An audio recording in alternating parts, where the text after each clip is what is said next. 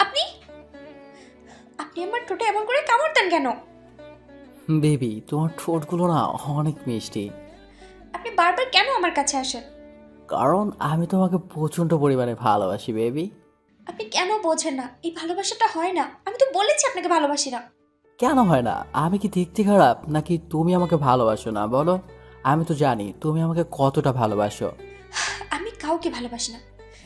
আমার মতো মেয়ে কাউকে ভালোবাসার জন্য যোগ্য নয়, বিশেষ করে আপনাকে। তাই তাহলে আমি যখন তোমার ঠোঁটে স্পর্শগুলো দিই, তোমার ঠোঁটে যখন কিস করি, তোমাকে যখন আদর দিতে শুরু করি, তখন তুমি চুপচাপ থাকো কেন? যদি আমাকে ভালোই না বাসতে, তাহলে এমন চুপ করে থাকতে না, আমাকে দূরে সরিয়ে দেওয়ার চেষ্টা করতে। না না, আমি আপনাকে ভালোবাসি না। আপনি জোর করে আমার কাছে টেনে নেন। আমি আপনাকে সরিয়ে দিতেও পারি না। তারপর আপনাকে সরিয়ে দিতে আপনার ঠোঁটে কামড় দিয়ে ফেললে অনেকে রেগে যান। আর আমি জানি আপনি কতটা রাগী মানুষ। তারপরে নিজের ক্ষতি করে দেবেন। তুমি আমাকে নিয়ে কত টেনশন করো দেখেছো? আমি যদি একটু রাগ করি কিংবা রেগে গিয়ে তোমার সাথে কথা না বলি, আর কিংবা তুমি আমার সাথে কামড় দিয়ে দাও, তাতে যদি রাগ করি কষ্ট পাই, সেটা তোমার জন্য কষ্টের হয়। তাই তুমি আমাকে দূরে সরিয়ে দিতে পারো না, দেখেছো?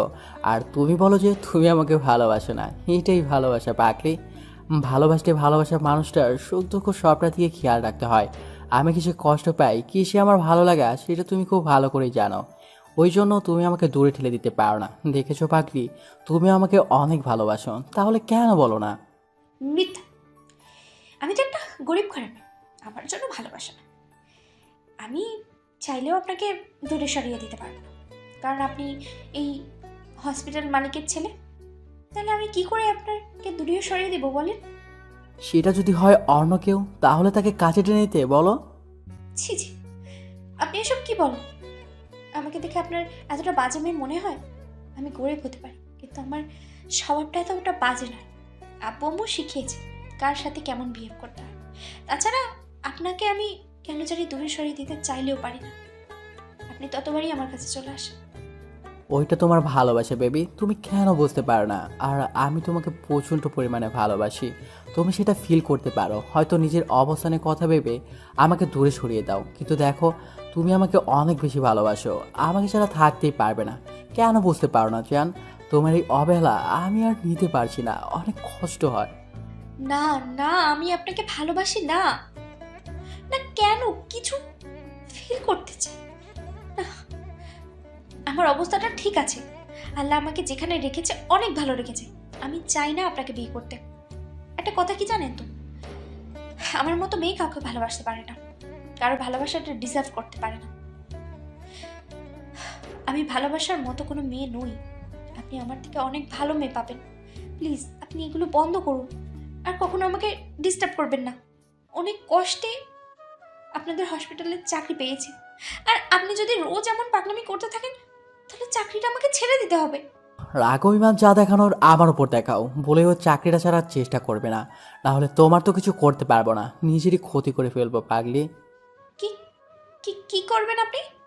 প্লিজ উল্টাপাল্টা কিছু করবেন না। আপনি কিন্তু ভুলভাল কিছু করবেন না প্লিজ। আমি জানি আপনি কতটা রাগী। রাগ অভিমান যা দেখানোর আমার উপরে দেখান। আপনি আমাকে মারেন, বকেন, তারপর নিজের কোনো ক্ষতি করবেন না প্লিজ। না না, আমি তোমার উপর কোনো রাগ দেখাতে পারি না কলিজা। তুমি জানো আমি তোমাকে কতটা ভালোবাসি, তাছাড়া তোমার উপর রাগ দেখাবো কেন? তুমি তো আমার ভাবনি শোনা, কলিজা হয় না ঠিয়া, তাহলে রাগ দেখাবো কেন? আর আমি জানি তুমি আমাকে কতটা ভালোবাসো। যদি আমি নিজেকে কষ্ট দেওয়ার চেষ্টা করি, তুমি সেটা মেনে নিতে পারবে না, ঠিকই আমাকে বুকে আগলে নেবে, তাই না পাগলি? না না, এমনটা করবেন না প্লিজ। আমি চাই না আমার জন্য কেউ কষ্ট পাক। আমি বুঝতে পারছি আপনি আমাকে চান না। আমি এখানে থাকি, তাই তো? আসলে কি জানেন তো, আব্বু আম্মুকে নিয়ে অনেক কষ্ট হয়। অনেক কষ্টে চাকরিটা পেয়েছিলাম। আপনার আব্বু আম্মুকে মায়ের মতো ভালোবাসবেন, তাই এখানে পড়ে আছি। আর আপনি যদি এমন করতে থাকেন না, আব্বু আম্মুকে নিয়ে আমাকে এখান থেকে চলে যেতে হবে। আপনি বলে দিন, তাহলে সেটাই হবে। তুমি আমাকে এমন করে বলতে পারছো? আমি তোমাকে একবারও বলেছি এখান থেকে চলে যেতে? তুমি যদি এখান থেকে যাও না, তাহলে আমার থেকে খারাপ আর কেউ হবে না। তুমি শুধু এতদিন আমার ভালোবাসাটা দেখেছো বেবি। তুমি জানো না তোমাকে কতটা ভালোবাসি। তোমাকে ছাড়া একটা দিনও কল্পনা করতে পারি না। ওই জন্যই তো বারবার সব কাজকর্ম ফেলে তোমার কাছে ছুটে আসি। তুমি কেন বোঝো না আমাকে বলো? যবে থেকে তোমাকে ভালোবাসা প্রকাশ করেছি তবে থেকে তুমি আমাকে ইগনোর করতে শুরু করেছো। আচ্ছা, আমার মধ্যে কি এমন বাজে অভ্যাস আছে যার জন্য তুমি আমাকে ভালোবাসতে পারবে না? বলো না জান। আপনি আপনি উল্টাপাল্টা ভাববেন না। আপনার মধ্যে সবই পারফেক্ট আছে, শুধু রাগটা একটু বেশি। সেটা কমিয়ে ফেলেন আর বোঝার চেষ্টা করেন এই সম্পর্কটা হয় না। আপনি একাই শুধু আমাকে ভালোবাসেন, আমি তো আপনাকে ভালোবাসি না। তাহলে এই সম্পর্কটা কি করে হয় বলেন? যেখানে এই সম্পর্কের কোনো ভবিষ্যৎ নেই, সেখানে আপনি কোনো নিয়ে কেন ভাববেন? কে বলেছে আমাদের সম্পর্কে ভবিষ্যৎ নেই? তুমি শুধু শুধু ভয় পাচ্ছ। তুমি ভয় পাচ্ছ যে আমার ফ্যামিলি তোমাকে মেনে নেবে কিনা, তাই তো? ওরা কেউ আমাদের মাঝে বাধা হবে না। তুমি না বললে আপু তোমাকে নিজের মেয়ের মতো পছন্দ করে? দেখো, ছেলে বউ হিসেবে মেনে নেবে। আর আমি কি এত বেশি ভুল করেছি তোমাকে ভালোবেসে বলো, যার জন্য তুমি আমাকে একটুও ভালোবাসতে পারবে না? হয় পাগলি, আর কত কষ্ট দিবা বলো? সেই একটা বছর যাবৎ তুমি আমাকে কষ্ট দিয়ে আসছো, এখন তো তুমি আমাকে ভালোবাসো। আমি তো ভেবেছিলাম তুমি আমাকে কখনো ভালোবাসবে না, কিন্তু এখন এত বেশি ভালোবাসো যে আমার থেকে দূরে সরে থাকতে পারো না। আমি যখনই তোমার থেকে দূরে থাকি তুমি মন খারাপ করে থাকো। তুমি কেন বোঝো না এটা আমাকে কাছে পাওয়ার তীব্র আকাঙ্ক্ষা? আমি কিছু বুঝি না আর বুঝতেও চাই না, আপনিও উল্টা বুঝবেন না। আপনাকে আমি বারবার বলে বোঝাতে পারছি না, এই ভালোবাসাটা হওয়া সম্ভব নয়। আপনি কেন বুঝতে পারছেন না বলেন? কি করলে আপনি আমার থেকে দূরে সরে যাবেন? তোমার থেকে দূরে সরে গেলে, তোমার কাজে না আসলে, তোমাকে আমার ঠোঁটের স্পর্শগুলো না দিলে, যদি তোমার ঠোঁটে আমি আদর না দিই, তুমি থাকতে পারবে বলো? ঈশানের কথাতেই নীলাশা চুপচাপ মাথা নিচু করে রাখলো। তখন ঈশান ওর মুখের পাশে হাত রেখে ওর কপালে আলতো করে একটা ভালোবাসার পরশ দিতেই খেয়াল করলো নীলাশার ঠোঁট জোড়া কাঁপছে। তখন ঈশান আর দেরি না করে ওর ঠোঁটের সাথে নীলাশার ঠোঁট জোড়া মিলিয়ে দিল। সাথে সাথেই নীলাশা কেমন পাথরের মতো শক্ত হয়ে গেল। তারপর হুটহাট করে যখন মনে করলো এটা ওর বসের ছেলে আর যার সাথে এসব কিছু করা ওর মানায় না, ঈশান হয়তো পাগলামি করতে চায়, কিন্তু দুদিন পর যদি ওকে ভুলে যায় তখন হয়তো ওর কাছেই থাকবে না। আর নীলাশা ঈশানকে প্রচণ্ড পরিমাণে ভালোবেসে ফেলছে, কিন্তু নিজের অবস্থানের কথা ভেবে সবসময় দূরে থাকার চেষ্টা করে। তাতে হয়তো কষ্টটাই বাড়বে, আর নীলাশা চায় না এই সম্পর্কটা হোক। তাতে কষ্টটাই বাড়বে আর ঝামেলা বাড়বে। শেষ পর্যন্ত ওকে এখান থেকে চলে যেতে হবে। আর নীলাশার বয়স্ক বাবা মাকে নিয়ে একা থাকতে হয়, অনেক কষ্টের সংসারটা চালাতে হয়। তাহলে যদি চাকরিটা চলে যায় তাহলে কখনোই আর ভালো থাকতে পারবে না, না তুলে দিতে পারবে আব্বু আম্মুর মুখে খাবার। তাই নিজেকে আরও শক্ত করে ঈশানকে সরানোর চেষ্টা করলে ঈশান ওকে আরও শক্ত করে চেপে ধরে। তখন নীলাশা উপায় না পেয়ে ঈশানকে ধাক্কা মেরে দূরে সরিয়ে দেয়। তারপর ঠাস ঠাস করে ওর গালে দুটা থাপ্পড় মেরে দিয়ে বলে, আসলেই আপনি অসভ্য লম্পট। না হলে বারবার একটা মেয়ে যেখানে আপনাকে অসহ্য মনে করে, সেখানে এত বেশি ঘৃণা করে, সেখানে আপনি এইভাবে আমার কাছে আসতেন না। আসলে আপনি একটা বেহায়া। নাহলে আপনাকে শতবার বুঝিয়েও আমি কিছু করতে পারতাম না যে আপনি আমার কাছে আসবেন না। আমি আপনাকে ভালোবাসি না, তারপরেও কেন এরকম পাগলামি করেন বলেন তো? কি চান আপনি? আমার শরীরটা তো তাহলে বলেন, আমি আপনার সাথে বেড শেয়ার করবো। নীলাশার মুখে এমন দ্বারা কথা শুনেই ঈশানের মুখটা কালো হয়ে গেল। নিমেষের মধ্যেই একদম স্তব্ধ হয়ে গেল। তারপর কিছুক্ষণ নীলাশার মুখের দিকে তাকিয়ে রইল ঈশান, আর রাগটাকে কন্ট্রোল করতে না পেরে পাশে থাকা জানালা গ্লাসে সজোরে একটা ঘুষি মেরে দিল। সাথে সাথে ওর হাত কেটে রক্ত পড়তে শুরু হলো। নীলাশা ঈশানের দিকে যেতে গেলে ও হাতে ইশারায় থামিয়ে দিয়ে রাগী কণ্ঠে বলতে লাগলো, একদম আমার কাছে আসবে না। এত ভালোবাসার পরে যে বুঝতে পারে না তাকে আর ভালোবাসা বোঝানোর কোনো ইচ্ছে নেই। আমি না লম্পট দুচরিত্র? আসলে কি বলো তো, সত্যিকারে ভালোবাসতে নেই কখনো। কি করব বলো? তোমার চোখের মায়ে পড়ে গেছিলাম, তোমার মনটাকে ভালোবেসেছিলাম, তোমার এই সুন্দর ব্যবহারের প্রেমে পড়ে গেছিলাম। বোঝাতে পারলাম না কতটা ভালোবাসি। আজকের পর আর এই মুখও দেখতে পাবে না। ঈশান কথাগুলো বলেই হসপিটাল থেকে বেরিয়ে যায়। আর নীলাশা সেখানেই কান্না করতে করতেই বসে পড়ে। যাকে এত বেশি ভালোবাসে তাকে কষ্ট দিয়ে ফেলল। নীলাশা ঈশানের ভালোবাসার কথাটা বোঝাতেই পারল না। ঈশান বাসায় চলে আসে, কিছুতেই গিয়ে নিজেকে শান্ত করতে পারছিল না। মানতেই পারছিল না যাকে এতটা ভালোবাসে সে ওকে এমন করে ইগনোর করলো। আজকে নিজের উপর প্রচণ্ড পরিমাণে রাগ হচ্ছে ঈশানের। তাই কন্ট্রোল করতে না পেরে হাতের কাছে যা পাচ্ছিল তাই ভাঙচুর করতে শুরু করলো। ভাঙচুরের শব্দে আম্মু দৌড়ে রুমে আসলো। ছেলের এমন কর্মকাণ্ডে আম্মু তাড়াহুড়া করে ওর কাছে আসলো আর বলতে লাগলো, আব্বু, কি হয়েছে? এরকম পাগলামি করছো কেন? কে কি বলেছে আমাকে বলো, আমি সব ঠিক করে দেব। এরকম পাগলামি করো না। তুমি এভাবে নিজেকে কষ্ট দিচ্ছ কেন? আর তোমার হাতে এত রক্ত আসলো কোথা থেকে? আমি সব শেষ করে দিব, সব ভেঙে ফেলবো। আজকে সব কিছু আমি নিজের হাতে শেষ করে দেব। আমি কিচ্ছু রাখবো না। প্লিজ আম্মু, আমাকে আটকাতে এসো না। আচ্ছা ঠিক আছে আব্বু, তুমি সব ভেঙে ফেলো, সব নষ্ট করে ফেলো, কিন্তু তার আগে বলো তোমার কি হয়েছে? তুমি এরকম পাগলামি করছো কেন? কে তোমাকে এমন করে রাগিয়ে দিয়েছে? আমাকে একটাবার বলে দেখো, আমি তার সাথে কথা বলবো। কার সাহস হয় আমার আব্বুটাকে এভাবে কষ্ট দেওয়ার? আমি বুঝতে পারছি আমার আব্বুটার খুব কষ্ট পেয়েছে, না হলে এরকম পাগলামি করতো না। আমাকে বলো কি হয়েছে? কার উপর তুমি এরকম রেগে আছো? আম্মু, আমি কোনো কারণে রাগ করিনি। আমার ইচ্ছে হয়েছে তাই আমি ভাঙচুর করছি, নাকি এগুলো করা যাবে না? আব্বুর টাকা পয়সা আছে কি করতে? আমি তার একমাত্র ছেলে। আমি না ভাঙলে এগুলো কে ভাঙবে? নাকি আমি বাসা থেকে বেরিয়ে যাই, তারপর নিজের মতো করে সাজিয়ে তারপর ভাঙচুর করি? আব্বু, তোমার যা ইচ্ছা করো, তারপরও এরকম পাগলামি করো না। আমাকে বলো কে কি বলেছে। তোমার যত খুশি ভাঙচুর করো, টাকা পয়সা তো সব তোমারই জন্যই। কিন্তু এতটুকু তো বলো, আমার ছেলেটাকে কে এমন করে কষ্ট দিল, যার জন্য আমার ছেলেটা এরকম পাগলামি করছে? আমাকে একটাবার বলে দেখো, আমি সব ঠিক করে দেব। তারপরও এরকম পাগলামিটা অন্তত করো না। আম্মু, বললাম তো কিছুই হয়নি। তুমি প্লিজ আমাকে আটকেও না। এখান থেকে যাও, আমার মাথাটা গরম আছে। ভুলভাল কিছু বলে দিলে তখন তোমারই খারাপ লাগবে।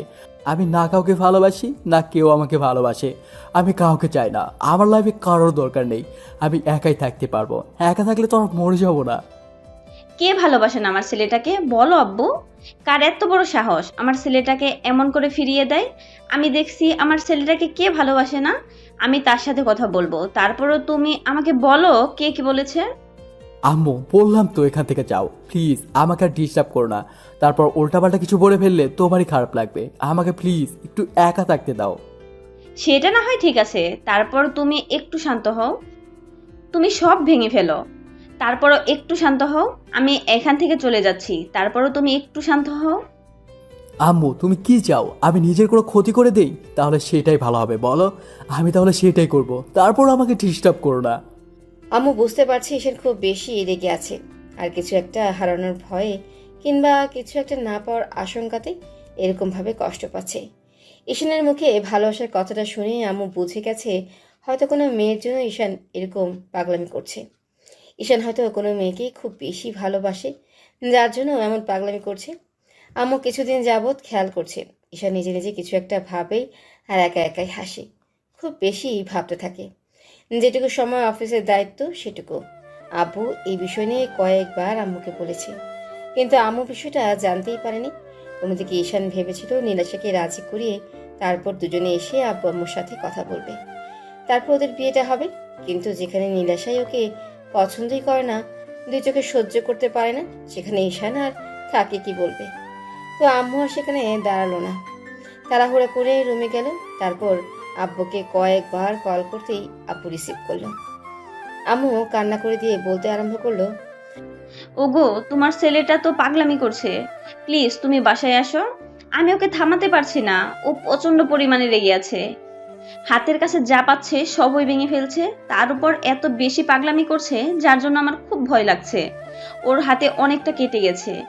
কি জন্য এরকম পাগলামি করছে জানি না, তারপরও আমার মনে হচ্ছে যে ও কোনো মেয়ের জন্য এরকম পাগলামি হচ্ছে। ওগো, তোমার ছেলেকে তো কখনো এরকম পাগলামি করতে দেখিনি, তুমি প্লিজ বাসায় চলে আসো। কি বলো? এরকম পাগলামি কখন থেকে করছে? তাছাড়া তুমি ওকে একটু শান্ত করতে পারছো না? তুমি ওর আম্মু হয়ে ওর কাছে যেতে পারছো না, তাহলে আমি কি করে পারবো বলো? এরকম পাগলামি তোমার ছেলে আগে কখনো করেনি, হয়তো ভাঙচুর করছে, কিন্তু এত বেশি রাগ কখনো দেখায়নি। তুমি প্লিজ বাসায় এসো, দেখো আমার খুব ভয় লাগছে, ছেলেটা আবার উল্টাপাল্টা না কিছু করে বসে। প্লিজ তুমি বাসায় চলে আসো, আমি না প্রচন্ড পরিমাণে ভয় পাচ্ছি। তুমি প্লিজ একটু বাসায় আসো। আচ্ছা ঠিক আছে, আমি এক্ষুনি আসছি। তুমি প্লিজ কান্নাকাটি করো না। দেখো সব ঠিক হয়ে যাবে। আমি আছি, তুমি টেনশন করো না তো। আমি এক্ষুনি দেখছি কি করা যায়। আম্মুর কথাতে আব্বুর অনেকটা টেনশন হতে লাগলো। তাই মিটিংটা ক্যান্সেল করে দিয়ে অফিস থেকে বেরিয়ে গেল। তারপর 15 মিনিটের মধ্যেই বাসায় চলে আসলো। অন্যদিকে ঈশান রুমের সব কিছু ভাঙচুর করে একদম তছনছ করে দিয়েছে। তারপর একটা সময় কান্না করতে করতে হাঁটু গেড়ে বসে পড়ে। মাথার দুই পাশে হাত দিয়ে চুলগুলো খুব শক্ত করে চেপে ধরে কান্না করে দিয়ে বলতে আরম্ভ করে। তুমি আমাকে কেন ভালোবাসো না, কেন ভালোবাসো না আমাকে? কি কম আছে আমার মধ্যে টাকা পয়সা চেহারা কোনো দিক দিয়ে কম নেই। এমন না যে আমি একটা বাজে ছেলে, আর 10টা বড়লোক ছেলের মতো নেই। বাজে কোনো নেশাই আমার মধ্যে নেই। কেউ কখনো বলতে পারবে না কোনো মেয়ের পেছনে আমি ছুটেছি। শুধু জীবনে প্রথমবার তোমাকে ভালোবেসেছি, আর তুমি আমাকে বিশ্বাসই করতে পারলে না, একটু ভালোবাসতে পারলে না। শেষ পর্যন্ত আমাকে এমন করে দূরে সরিয়ে দিতে চাইলে। আসলে কি, আমি আর 10টা ছেলের মতো তোমার দেহের বয়ে পড়ে তোমার কাছে যাইনি। সত্যিকারের ভালোবেসেছিলাম তো, ওই জন্য আমাকে বিশ্বাস করতে পারলে না, তাই না? আমি আর কখনো তোমাকে ডিস্টার্ব করবো না। আমি তোমাকে অনেক বেশি ভালোবেসে অন্যায় করেছি, তো এই জন্য তুমি আমাকে কষ্ট দিতেছো তো দাও। তারপর যেদিন থাকবো না সেদিন বুঝতে পারবে এই পাগলটা তোমাকে পাগলের মতো ভালোবাসতো, পাগলের মতো। ঈশান কথাগুলো নিজে নিজেই বলছে আর কান্না করছে। এরই মাঝে আব্বু তাড়াহুড়া করে এই রুমে ঢুকলো। আম্মু পেছনে পেছনে আসলো। আব্বু এসেই ওর সামনে বসে পড়লো। কিছু বলতে যাবে তার আগে ঈশান বলতে আরম্ভ করলো। আমি বললাম না তোমরা আমাকে একা থাকতে দাও, আমাকে একটু ডিস্টার্ব করবে না। তোমরা বারবার কেন আমার কাছে আছে যাও? কি বোঝাতে চাইছো তোমরা আমাকে? কিচ্ছু বোঝাতে হবে না আমাকে, আমি তাকেই বোঝাতে পারিনি। প্লিজ এখান থেকে চলে যাও, প্লিজ। আচ্ছা, আমরা চলে যাব, কিন্তু কে কি বলেছে আমাকে বলো। কে তোমাকে এরকম কষ্ট দিয়েছে? কার জন্য এরকম করে ভাঙচুর করলে? আর তোমার হাতের এই অবস্থা কেন? তোমার আম্মু তোমার জন্য কত কান্নাকাটি করছে, তুমি বুঝতে পারছো না? কার ভালোবাসার জন্য তুমি এইরকম পাগলামি করছো? আমাকে বলো, আমাদের ভালোবাসাটা কি তোমার কাছে কিছুই না? নাকি তোমার লাইফে অন্য কারো ভালোবাসাটা খুব বেশি প্রয়োজন? আমাকে বলো। না আব্বু, আমার কিছু হয়নি, আমি ঠিক আছি। নিজের উপরে রাগ করছি, যেখানে নিজেকে বোঝাতে পারিনি সেখানে তোমাকে আর কি বোঝাবো? হ্যাঁ, তোমাদের ভালোবাসাটা আমার কাছে সব, কিন্তু আমার লাইফে অন্য কারো ভালোবাসাটা চাই। সেটা না পেলে আমার লাইফটা অপূর্ণই থাকবে। হ্যাঁ, আমি ওকে বোঝাতে পারিনি, ব্যর্থ হয়ে গেছি। প্লিজ তোমরা এখান থেকে যাও, আমাকে ডিস্টার্ব করো না। আমি একা থাকতে চাই, সারা জীবনের জন্য একা থাকতে চাই। ঈশান কথাগুলো বলছে আর কান্না করছে। আব্বুকে শান্ত করার জন্য ওকে এক হাতে জড়িয়ে ধরে বলতে লাগলো। আমাকে বলো, কে কি বলেছে? কার জন্য এরকম পাগলামি করছো? আমি সব ঠিক করে দিব। কে আমার ছেলেকে ভালোবাসে না? আমার এত সুন্দর একটা ছেলেকে কে ভালোবাসে না? দেখি কার এত বড় সাহস। আমি তার সাথে জোর করে তোমার বিয়ে দিব। তারপর এরকম পাগলামি করো না। আমি তো জানি আমার ছেলে কতটা ভালো, তাই না? কে ভালোবাসবে না বলো আমাকে? আব্বু এরকম কথা শুনে ঈশানকে বুকে জড়িয়ে ধরে কান্না করতে লাগলো। তারপর বলতে আরম্ভ করলো। আব্বু, আমি নীলাজকে ভালোবাসি, প্রচণ্ড পরিমাণে ভালোবাসি, পাগলের মতো ভালোবাসি। ওকে ছাড়া আমি থাকতে পারবো না, প্রচণ্ড পরিমাণে কষ্ট হবে, হয়তো হয়তো মরেই যাব। তুমি ওকে বলো না আমাকে ভালোবাসতে। তুমি জানো আমি ওকে কতটা ভালোবাসি। আজকে 6টা বাচ্চা আমি তোকে বোঝানোর চেষ্টা করছি, আর ও আমাকে প্রতিনিয়ত ইগনোর করে চলেছে। ও কেন বোঝে না আমার কতটা কষ্ট হয়? আমি ওকে কি করে বোঝাবো বলো? আমি তোকে যেন থাকতে পারবো না, ও কেন বোঝে না, কেন? কি বলছো তুমি? কোন নীলাশাকে ভালোবাসো? আব্বু, ও আমাদের হসপিটালের নার্স, ওই মেয়েটাকে আমি ভালোবাসি। প্লিজ ওকে বলো না আমাকে একটু ভালোবাসতে। আমার লাইফের ভালোবাসাটা খুব প্রয়োজন, আমি থাকতে পারবো না ওকে ছাড়া, প্রচণ্ড পরিমাণে কষ্ট হবে আমার। তুমি ওকে একটু বুঝিয়ে বলো না। কি বলছো এগুলো? ও তো সামান্য একটা মেয়ে, তার উপর ও আমাদের হসপিটালের নার্স। তুমি কি বলছো এগুলো?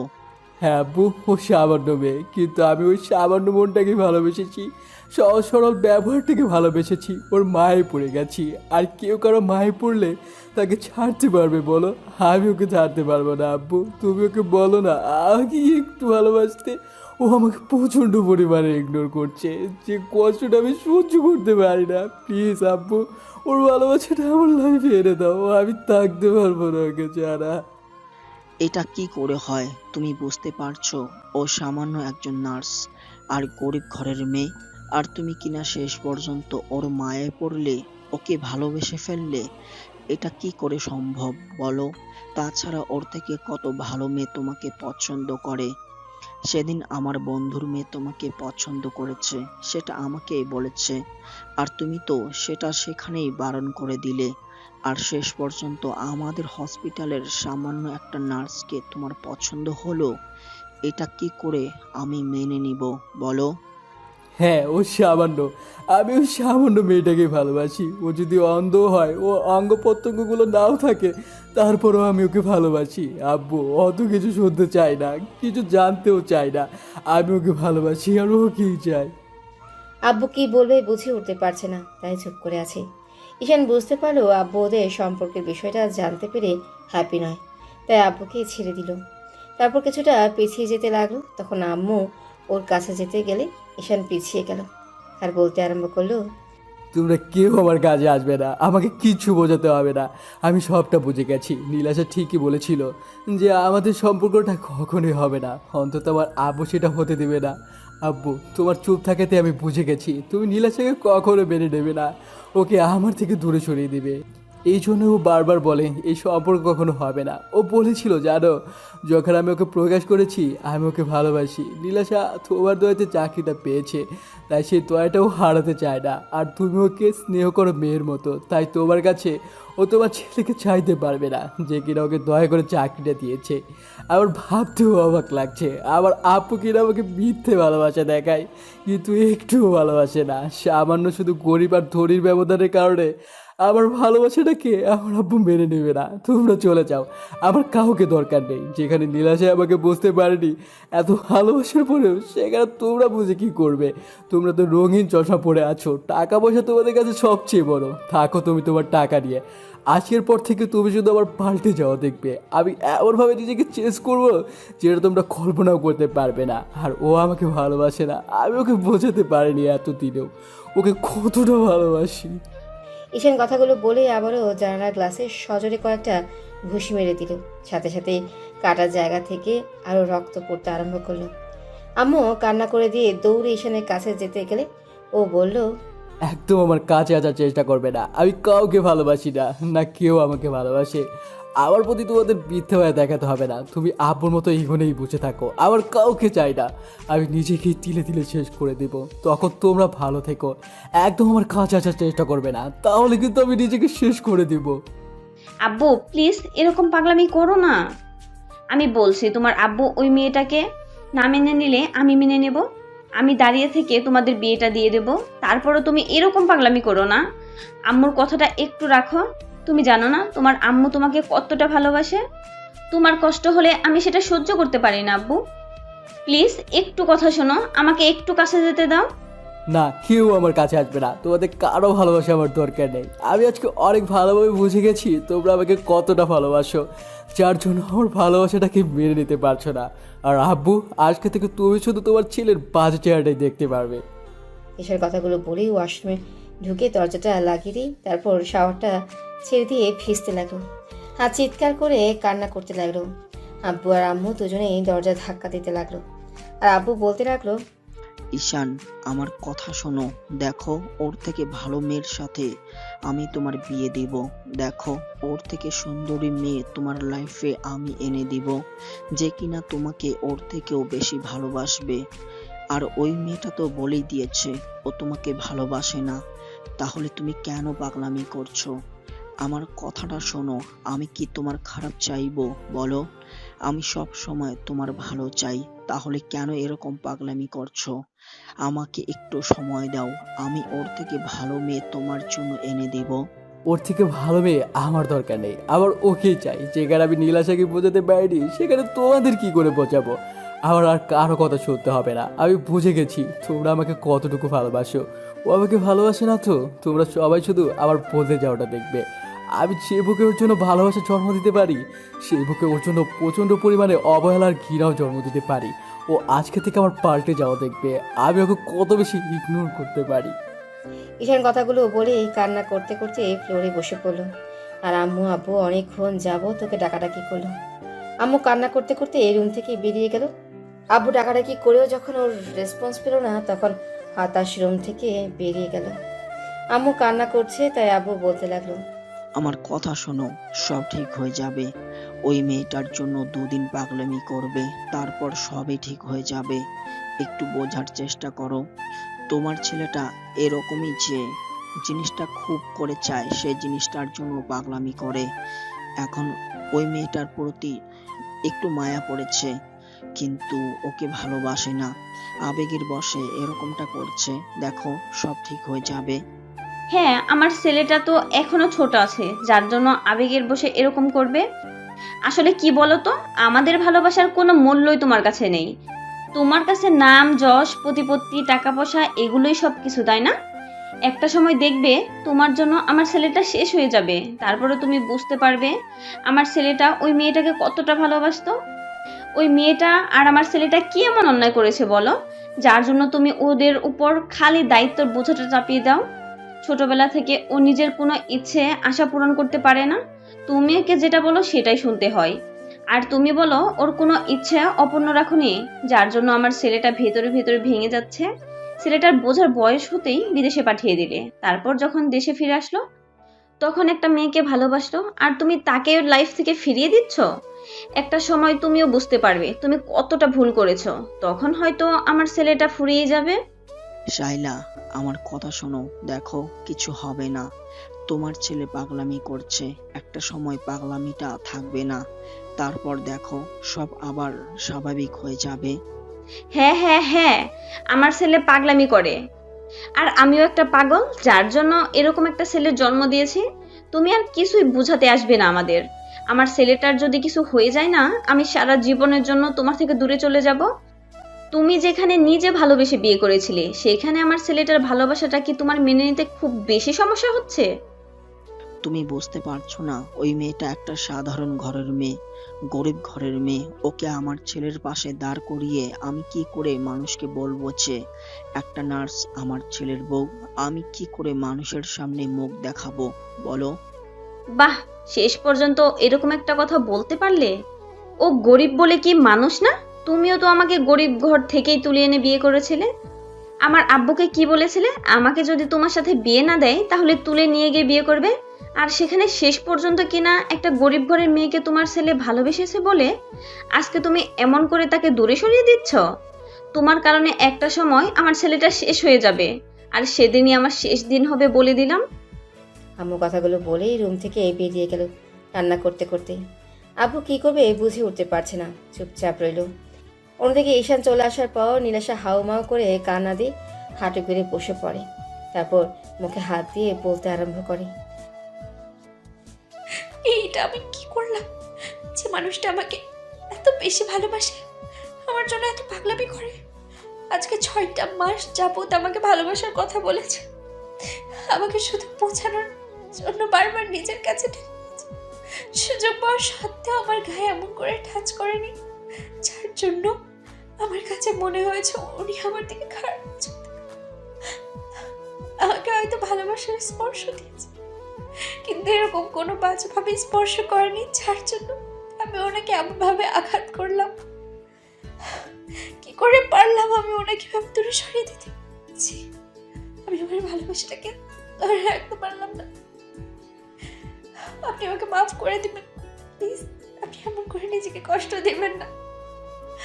আপনার নিঃস্বার্থ ভালোবাসার কাছে আমাকে হেরে যেতে হয়েছে, তারপর আমি আপনাকে কাছে টেনে নিতে পারি। প্লিজ আমাকে মাফ করে দিন। আমি আপনার ভালোবাসাটার প্রতিদান দিতে পারলাম না। আমি এমন একটা পরিস্থিতির মধ্যে আছি যেখানে আপনার ভালোবাসার কোনো আপনারা কি ভাবছেন? বলা নেই কওয়া নেই, হুটহাট কি হচ্ছে এসব? ঈশান আর নীলাশার কথাতে হয়তো যেটা একটু হলেও বুঝতে পেরেছেন। নীলাশা ঈশানদের হসপিটালের সাধারণ একজন নার্স। ঈশান যেদিন নীলাশাকে প্রথম দেখেছিল সেদিনই ওর প্রেমে পড়ে গিয়েছিল। বাইকে ছোটখাটো অ্যাক্সিডেন্টে পড়ে হাতটা অনেকটাই ছিলে যায়, তারপর ব্যান্ডেজ করার জন্য ওদেরই হসপিটালে আসে। এর আগে ঈশান কখনোই বলেনি এটা ওদের হসপিটাল, কিংবা ওইখানে গিয়ে কোনোভাবে নিজেকে প্রেজেন্ট করেনি। ঈশান হসপিটালে আসার পর একটা নার্স এসে ওর হাতে ব্যান্ডেজ করতে আরম্ভ করছিল, আর হুটহাট করে কেউ একজন এসে ঈশানের হাতটা ব্যান্ডেজ করতে থাকে। তখন ঈশানও মেয়েটার দিকে অপলক নয়নে তাকিয়েছিল।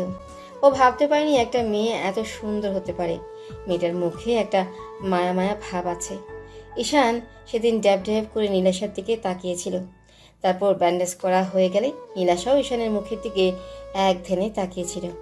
তারপর একটা সময় বেশ খানিকটা লজ্জা পেয়ে বলেছিল, এভাবে তাকিয়ে না থেকে এখন হাতের দিকে তাকা, দেখুন সব ঠিক হয়ে গেছে। এখন একটা ইনজেকশন পুশ করলেই সব ঠিক হয়ে যাবে। হেই, না না না, আমি কোনো ইঞ্জেকশন নিতে পারবো না।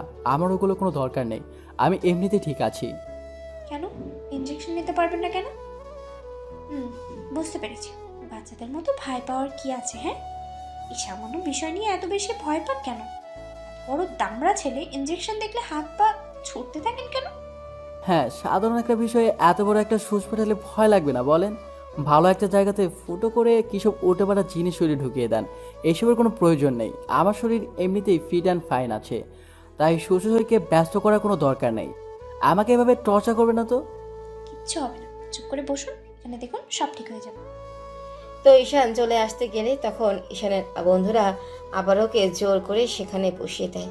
তারপর নীলাশা একটা ইঞ্জেকশন এনে ঈশানের হাতে পুশ করে দিতেই ঈশান চিৎকার করে ওঠে আর বাচ্চাদের মতো ফুপিয়ে কান্না করে দিয়ে নীলাশাকে জড়িয়ে ধরেছিল। ঈশানের ওরকম একটা কর্মকাণ্ডে নীলাশা হতবাক হয়ে গিয়েছিল। ওর শরীরের মধ্যে বিদ্যুৎ খেলে গিয়েছিল। তারপর যখন ঈশান বুঝতে পেরেছিল নার্স মেয়েটাকে জড়িয়ে ধরেছে, তখন খেয়াল করে মেয়েটা বেশ লজ্জা পেয়ে গেছে। ঈশান ওই দিন যে কাণ্ডটা ঘটিয়েছিল সেটা কখনোই কেউ ভুলতেই পারছিল না। নীলাশাকে দেখতে প্রচণ্ড পরিমাণে মায়াবী, তাই ঈশান বারবার হসপিটালে আসতো। আর নীলাশাও বুঝতে পেরেছিল হয়তো ছেলেটা ওকে পছন্দ করে আর ভালোবেসে ফেলেছে, যার জন্য ওর থেকে দূরে সরে থাকার চেষ্টা করছিল। আর ততদিনে ঈশানের আব্বু ওকে হসপিটালের সবার সামনে পরিচয় করিয়ে দিয়েছিল। তারপর ঈশানের রোজ হসপিটালে আসে আর নীলাশাকে মনের কথাগুলো বোঝানোর চেষ্টা করে। তাই প্রতিনিয়ত ও নীলাশার কাছে আসার চেষ্টা করে। তারপর যখন নীলাশা দূরে সরে যাচ্ছিল তখন ঈশান ওকে প্রপোজ করে বসে। তখন ও বলে, দেখেন, আমার দ্বারা আপনাকে ভালোবাসাটা সম্ভব না। আপনি অনেক বড় লোকের ছেলে, আপনার মুখে এসব ভালোবাসার কথা মানায় না। তার উপরে আমার মতো একটা গরিবের জন্য তো নয়, শুধু শুধু এসব কথা বলে নিজেকে একটা হাসির পাত্র বানাবেন না। দেখো, আমি তোমাকে সত্যি ভালোবাসি, তুমি কেন বুঝতে চাইছো না? তাছাড়া বড়লোকের ছেলেরা কি ভালোবাসতে পারে না নাকি? আমাদের মন বলতে কিছুই নেই। তুমি হয়তো আমাকে 8-10টা বড়লোক ছেলের মতো ভাবছো। ভেবেছো আমি তোমাকে ভালোবেসে নিজের কাছে টেনে নিয়ে নিজের প্রয়োজন মিটিয়ে তারপর দূরে সরিয়ে দেব। তেমনটা কখনোই হবে না। আপনি আমার সম্পর্কে জানেন না, তাই আপনার এই ভালোবাসাটা উপচে উপচে পড়ছে। যখন জানতে পারবেন তখন আপনার এই ভালোবাসাটা আর থাকবে না। তাই বলছি, আপনি এখনই এখান থেকে চলে যান। আপনাকে আর ভালোবাসা দেখাতে হবে না। আপনি আপনি জানেন না, আমি একটা গরিব পরিবারের মেয়ে। আপনি যদি আমার সম্পর্কে জানতেন তাহলে কখনোই এই ভালোবাসার কথাটা আমাকে বলতে পারতেন না। তুমি কেমন আমি সেটা জানতে চাই না। তুমি কোন পরিবার থেকে এসেছো, তোমার ব্যাকগ্রাউন্ড কি, কয়টা ছেলের সাথে রিলেশন করেছো, আমি কি এইসব ইন্টারভিউ দিতে বলেছি? আমি তোমাকে ভালোবাসি সেটা জানিয়ে দিলাম। আর তুমি যে আমার থেকে সিনিয়র আমি সেটাও জানি।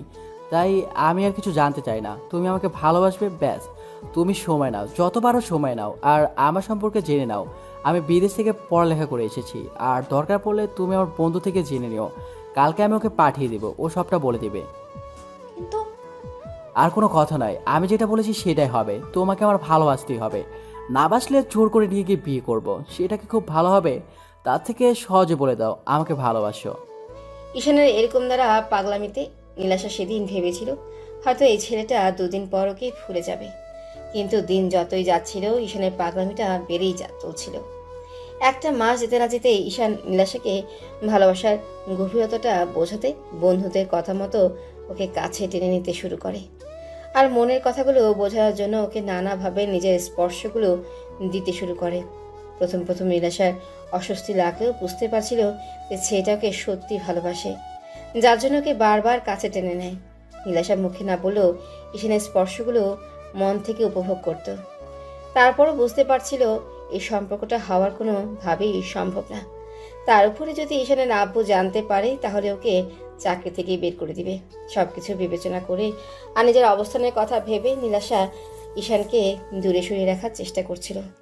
কিন্তু দিন দিন ঈশানের পাগলামিটা এত বেশি বেড়ে যাচ্ছিল যার জন্য ওকে আটকে রাখাটাই কষ্ট হচ্ছিল। নীলাশা অনেক ভেবে তারপর একটা সিদ্ধান্ত নেয়। এরই মাঝে পুরো 6টা মাস কেটে যায়। আর এই 6টা মাসে ঈশান এত বেশি পাগলামি করলো, যার জন্য নীলাশা ওকে দূরে সরিয়ে রাখতে পারছিল না। তারপর অনেক কষ্টে নিজের মনটাকে স্থির করে, ভাবে যে করেই হোক ঈশানকে দূরে সরিয়ে দিতে হবে। তাই ওকে প্রচণ্ড পরিমাণে ইগনোর করতে শুরু করে। আর ঈশান প্রতিদিনের মতো আজকেও নীলাশার সাথে দেখা করতে আসে। তারপর যখন ওর সাথে কথা বলছিল তখন নীলাশা ঈশানকে এড়িয়ে যাচ্ছিল। তখন ঈশান ওকে একটা ফাঁকা রুমে নিয়ে যায় আর নীলাশাকে কাছে টেনে নেয়। তারপর ওদের মাঝে কি কথা হলো সেটা তো আপনারা জানতেই পারলেন। ঈশানের সাথে এমন একটা মিসবিহেভ করে নীলাশা আর হসপিটালে থাকতে পারলো না। কান্না করতে করতে বাসায় চলে গেল। তারপর সারাটা দিন রুম থেকে বেরোলোই না। অন্যদিকে ঈশান 2 ঘন্টা যাবৎ শাওয়ার নিয়ে চোখের পানিগুলো শাওয়ারের সাথে এক করে দিল। তারপর ওয়াশরুম থেকে বেরিয়ে আসলো। আজকে যাকে এত বেশি ভালোবাসলে তাকে বোঝাতেই পারলো না, তাই বুকের ভিতর প্রচণ্ড পরিমাণে যন্ত্রণা হচ্ছিল। তাই আর বাসাতে থাকতে পারলো না। কোনো রকমে শুকনো কাপড়গুলো পরে বাসা থেকে গাড়ির চাবিটা নিয়ে বেরিয়ে পড়লো। যাওয়ার সময় আম্মু পেছন থেকে কয়েকবার ডাকলো, ঈশান শুনলো না। ঈশান একটা বারে চলে আসে আর গিয়ে গলায় ঢালতে শুরু করলো। ঈশানের ড্রিঙ্কস করার অভ্যাস নেই, কিন্তু দেশে ফিরে বন্ধুদের জোড়াজড়িতে একদিন পার্টিতে একটু খেয়েছিল। সেদিন মনে হয়েছিল বুকের ভেতরটা জ্বলে পুড়ে ছারখার হয়ে যাচ্ছিল। ভেবেছিল এগুলো মানুষ কি জন্য খায় সেটা বোঝার চেষ্টা করছিল, কিন্তু আজকে মনে হচ্ছে এগুলো খেয়েই নিজেকে শান্ত করে রাখতে পারবে। ঈশান একের পর এক গলায় ঢেলে চলেছে, কিছুতেই বুকের যন্ত্রণাটা কমছে না। ঈশান ড্রিঙ্কস করতে করতে এতটাই মাতাল হয়ে গেল, যার জন্য ওর মধ্যে আর কোনো হিতাহিত জ্ঞান নেই। ও টেবিলে শুয়ে পড়ে আর বলতে আরম্ভ করে, কেউ আমাকে ভালোবাসে না, আর আমি কাউকে ভালোবাসি না। আমি ওকেই বোঝাতে পারিনি কতটা ভালোবাসি। যেখানে আমাকে মেয়েরা চোখে হারায় সেখানে তুমি আমাকে এমন করে দূরে সরিয়ে দিলে। নিজের মায় ফেলে ভালোবাসা শিখে এখন ভালোবাসাটা বসে চলে না। তোমার কাছে আমি এতই তুচ্ছ হয়ে গেছি যার জন্য আমাকে ভালোবাসতে পারবে না। আমি তো একটা বাজ ছেলে। এখন থেকে বাজ ছেলেটা আর তোমাকে ডিস্টার্ব করবে না। এখন থেকে আর একটু ডিস্টার্ব করবে না, দেখো। ঈশান কথাগুলো বলতে বলতেই সেখানেই ঘুমিয়ে পড়ল। তো রাত 1টা বেজে যাচ্ছে, তারপরও ঈশান বাসায় ফিরছে না। আম্মু কান্না করে পুরো বাসা মাথায় তুলে ফেলেছে। আব্বু বারবার বলছে, শাইলা, শান্ত হও। তোমার ছেলে একটু পরেই বাসায় চলে আসবে। তুমি কান্নাকাটি করছো কেন? কিছু হবে না, তুমি শুধু শুধু পাগলামি করছো। আর একটাও কথা বলবে না। এরপরও তোমার মুখ দিয়ে কথা বেরোচ্ছে? এত কিছুর পরও তুমি নিজেকে স্বাভাবিক রাখতে পারছো? আমার ভাবতেও অবাক লাগছে। তুমি কিনা এরকম ভাবে নিজেকে স্বাভাবিক রাখতে পারছো? আসলে ছেলেটা তো আর তোমার নয়, আমার। ওই জন্যই আমি নিজেকে স্বাভাবিক রাখতে পারছি না। আম্মুর কথায় দেওয়ার মতো উত্তর আব্বুর কাছে নেই। এটা ঠিক যে উনি শুধু স্ট্যাটাসের কথা ভেবে নিরাশাকে ওনার ছেলে থেকে দূরে সরিয়ে রাখছে। তো আম্মু অনেকক্ষণ যাবৎ কান্না করলো। তারপর যখন আব্বু চুপ করে রইলো তখন আম্মু ঈশানের বন্ধু রাজকে কল করলো। তারপর কান্না করে সবটা বললো। সব শোনার পর রাজ বাসা থেকে বেরিয়ে ঈশানকে এদিকে ওদিকে খুঁজতে লাগলো। তারপর যখন পাচ্ছিল না তখন ভাবলো ঈশান সেদিন যে বারে গিয়েছিল হয়তো ওখানটায় থাকতে পারে। রাজ বারের একটা ওয়েটারকে কল করে জানতে পারলো ঈশান ওখানেই আছে। রাজ তাড়াহুড়া করে বারে চলে যায়। তারপর গিয়ে দেখে ঈশান পুরো মাতাল হয়ে গেছে। না কোনো সেন্স আছে না কোনো কথা বলছে। ও কোনো রকমে বিলটা দিয়ে তারপর নিয়ে বাসায় উদ্দেশ্যে চলে যায়। 8 ঘন্টা পর বাসায় পৌঁছে কলিং বেল দিলেই আম্মু দরজাটা খুলে দেয়। রাজের কাঁধে ঈশানকে দেখে আম্মু কান্না জুড়ে দেয়। তখন রাজ বলতে আরম্ভ করে, আন্টি প্লিজ কান্নাকাটি করবেন না। দেখেন সব ঠিক হয়ে যাবে। হয়তো বিষয়টা নিয়ে রাগ করে আছে তাই ড্রিঙ্কস করছে। সব দোষ ওর আব্বুর। ওনার জন্যই সবটা হয়েছে। একটা সময় দেখবে আমার ছেলেটা ওর আব্বুর জেদের জন্যই শেষ হয়ে যাবে। ওর আব্বুর রাগ অভিমান জেদ শেষ হবে না। উনি স্ট্যাটাসের কথা ভেবে আমার ছেলেটার ভালোবাসা বারবার দূরে সরিয়ে দিচ্ছে। তুমি দেখো, তোমার এই রাগ অভিমানের জন্যই আমার ছেলেটা একটা সময় মারা যাবে। তার জন্য একমাত্র দায়ী থাকবে তুমি। রাজ ঈশানকে নিয়ে রুমে শুয়ে দিতেই আম্মু গিয়ে কিছুক্ষণ পর ওর পাশে বসে কান্না করলো। আর রাজ দাঁড়িয়ে রইল। আম্মুর ঈশানের জুতাটা খুলে দিয়ে এসিটা ছেড়ে দিয়ে ওর শরীরে একটা চাদর টেনে দিয়ে কান্না করতে করতে বেরিয়ে গেল। আর রাজ জিজ্ঞেস করতে লাগলো, আন্টি আমি জানি না ঈশান কী জন্য এমন করেছে? তবে মনে হচ্ছে অনেক কষ্ট পেয়েছে, তাই সব উল্টাপাল্টা জিনিস খেয়েছে। যদি কিছু মনে না করেন তাহলে আমাকে বলেন, যদি কোনো সমস্যা হয় আমি চেষ্টা করব আমার সর্বোচ্চ দিয়ে সমাধান করার। আমি তোকে বেস্ট ফ্রেন্ড ভাবি, ও আমাকে বেস্ট ফ্রেন্ড ভাবে, তাহলে আমার বেস্ট ফ্রেন্ডের এরকম একটা অবস্থা কী করে আমি চুপচাপ থাকবো বলে? আম্মু কান্না করতে করতে সবটাই বলল রাজকে। ও মাথা নিচু করে রইল, তারপর বলতে লাগলো, আন্টি, আমি এই বিষয়টা জানতাম না, আর ঈশানকে বারণ করেছিলাম এই মেয়েটাকে ভালো না বাসতে, ওর কাছে না যেতে। তারপর ওর মায়া জড়িয়ে গেছে। আমি জানি আঙ্কেল এরকম কিছু করতে পারে, তাই ওকে আগেই বারণ করেছিলাম, কিন্তু ঈশান আমার কোনো কথা শুনেনি। কী করবে বলেন? ভালোবাসাটা তো আর বলে কয়ে হয় না, হয়ে গেছে। আর ঈশান যখন বুঝতে পেরেছে তখন এরকম পাগলামিটা করেছে। আমি এর থেকে বেশি কিছু বলতে পারলাম না। ওই মেয়েটা অনেক গরিব করে, ওই জন্য হয়তো আঙ্কেল ওকে মেনে নিতে চাইছে না। আম্মু কান্না করতে লাগলো। তখন রাজ নিরুপায় হয়ে বাসা থেকে বেরিয়ে গেল। অন্যদিকে নীলাশা সারা রাত আর ঘুমাতেই পারল না, কান্না করে বালিশ ভেজালো। আব্বু ওকে অনেকবার জিজ্ঞেস করলো, তো এভাবে 2-3টা দিন কেটে গেল। আর এই 2-3টা দিন নীলাশার মন খারাপ থাকায় ও হসপিটালে গেল না। এখন ঈশান সকালে বাসা থেকে বের হয়, আর সেই রাত 2টা-3টার দিকে বাসায় ফিরি। হয়তো আব্বু না হলে রাজ ওকে বাসায় দিয়ে যায়। ঈশান প্রচণ্ড পরিমাণে ড্রিঙ্কস করতে শুরু করেছে। তার উপর যদি ওর আব্বু কিংবা আম্মু বারণ করে, আবার সেই ভাঙচুর করতে শুরু করে দেয়, নিজেকে কষ্ট দেওয়ার চেষ্টা করে। এরই মাঝে ঈশান কয়েকবার হাত কেটে ফেলেছে, নিজেকে শেষ করে দেওয়ার চেষ্টা করেছে। ছেলের এমন অধপতন দেখে আম্মু প্রচণ্ড পরিমাণে কান্না করে, আর বারবার আব্বুর কাছে রিকোয়েস্ট করে বলে মেয়েটাকে মেনে নিতে। আর আব্বু তার উল্টো কাজটা করলো।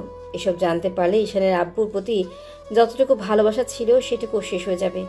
তো আফজাল সাহেব অনেক ভেবে চিন্তে হসপিটালে আসে। তারপর নীলাশাকে ডেকে পাঠায়। নীলাশা অনুমতি নিয়ে ঢুকে, তারপর ওনার সামনে দাঁড়িয়ে বলে, আঙ্কেল আমাকে ডেকেছেন? হ্যাঁ ডেকেছি, আর তোমাকে কি জন্য ডেকেছি সেটা তুমি জানো। তুমি তো খুব ভালো আছো, তাই না? এরকম একটা নাটক করে। নীলাশা মাথা নিচু করে এলো। ও জানে আফজাল সাহেব ওকে কি জন্য ডেকেছে। নীলাশা কিছুক্ষণ চুপ করে থেকে বলতে আরম্ভ করলো, আঙ্কেল, আমি জানি আপনি আমাকে ভুল বুঝেছেন, কিন্তু আমি আপনার ছেলের পাগলামিতে কোনো সায় দেইনি। আমি জানি এই সম্পর্ক হবার নয়, আর আমি একটা গরিব মেয়ে। আমি কি করে আপনার ছেলের বউ হতে পারি? ওই স্বপ্নটা আমি কখনো দেখিনি। আমি আপনার ছেলেকে ফিরিয়ে দেওয়ার চেষ্টা করেছিলাম, কিন্তু উনি বারবার পাগলামি করেছেন। তার জন্য যদি আপনি আমাকে শাস্তি দেন কিংবা চাকরি থেকে বের করে দিতে চান তো দিতে পারেন। আমি এখান থেকে অনেক দূরে চলে যাবো। তাও আমি তোমাকে চাকরি ছেড়ে যেতে বলিনি, কিন্তু তুমি ওর সাথে কোনো কাজে সায় দেবে না, যাতে আমার সম্মানটা ডুবে যায়। আমি তোমাকে এখানে চাকরি দিয়েছি, তার মানে এই না যে তুমি সেটার সুযোগ নিয়ে আমার ছেলের দিকে হাত বাড়াবে। আঙ্কেল, আমার আব্বু আম্মু তেমন কোনো শিক্ষা দেয়নি। ওরা আমাকে শিখিয়েছে কার স্থান কোথায়। আমি আমার স্থানটা খুব ভালো করেই জানি। সামান্য একজন নার্স। আমার সাজে না আপনার ছেলেকে নিয়ে স্বপ্ন দেখা। আমি যেখানে নিজেকে নিয়ে স্বপ্ন দেখতে ভুলে গেছি, সেখানে এত বড় স্বপ্নটা দেখা আমার জন্য অনেক অপরাধ হবে। তাই আমি এগুলো ভাবি না। আপনার যদি আমার কথাগুলো বিশ্বাস না হয়, তাহলে আপনি আমাকে শাস্তি দিতে পারেন স্যার। আফজাল সাহেব আর কিছু না বলেই কেবিন থেকে বেরিয়ে যেতেই নীলাশা কান্না করতে করতে দেয়ালের সাথে পিঠ ঠেকিয়ে নিজে বসে পড়লো, আর বলতে লাগলো, সব দোষ আমার জন্যই স্বপ্ন হয়েছে। আমি যেখানে যেখানে যার সেখানেই একটা না একটা ঝামেলা পাকাই। আল্লাহ কি জন্য যে সাদা চামড়াটা আমাকে দিতে গেল? এর থেকে তো আমার চেহারাটাই ভালো ছিল। তাতে অন্তত ছেলেটা আমার দিকে নজর দিত না। এই সুন্দর চেহারাটা আমার জন্য কাল হয়ে দাঁড়াতো না। হয়তো গরিবের পদ্ম ফুল হয়ে জন্ম নিয়েছে। এই পদ্ম ফুলটা যতটা সুন্দর হোক, কেউ তুলে বাসায় নিয়ে যাবে না। আল্লাহ, যে মানুষটার কপালে আমি নেই তাকে আমার জন্য কষ্ট দিও না। আমার কথাটা ছেড়ে দিও। তুমি অন্তত ওনাকে কষ্ট দিও না। আমি এগুলো সহ্য করতে পারছি না।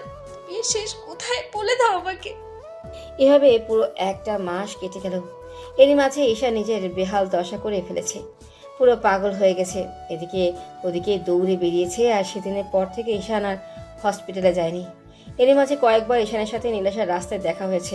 ঈশান ওকে খেয়ালই করেনি, কিন্তু নীলাশা ওকে দেখলেই নিজেকে আড়াল করে রেখেছে। নীলাশা খুব কাছ থেকে দেখেছে আগে সেই হ্যান্ডসাম স্মার্ট স্টাইলিশ ছেলেটা কেমন যেন পাগলের মতো হয়ে গেছে। চুলদারি বড় হয়ে গেছে আর একদম দেবদাস হয়ে গেছে। পাগলের মতো ঘোরাফেরা করে। তার উপর সবসময় হাতে সিগারেট থাকে। আম্মু রোজ কান্না করে ঈশানকে বোঝানোর চেষ্টা করে। অন্যদিকে আফজাল সাহেবের মনটা সেই পাথর হয়ে আছে। ছেলে এরকম একটা অবস্থা উনি মুখ বুজে সহ্য করে যাচ্ছে, আর আম্মু ওনাকে বলতে বলতে ক্লান্ত হয়ে গেছে। বুঝতে পারে উনি কখনোই ওদের সম্পর্কটা মেনে নেবে না। তাই শেষে আম্মু আব্বুকে বোঝানোটা বন্ধ করে দেয়। আম্মু প্রতিদিন সকালে ঈশানের রুমে গিয়ে দেখে ঈশান ঘুমাচ্ছে, নাহলে উঠে বসে আছে আর কিছু একটা ভাবছে। প্রতিদিনের মতো আজকে রুমে আসে, দেখে ঈশান সিগারেট খাচ্ছে। আম্মু আসতে ঈশান সিগারেটটা ফেলে দিল। তখন আম্মু বলতে লাগলো,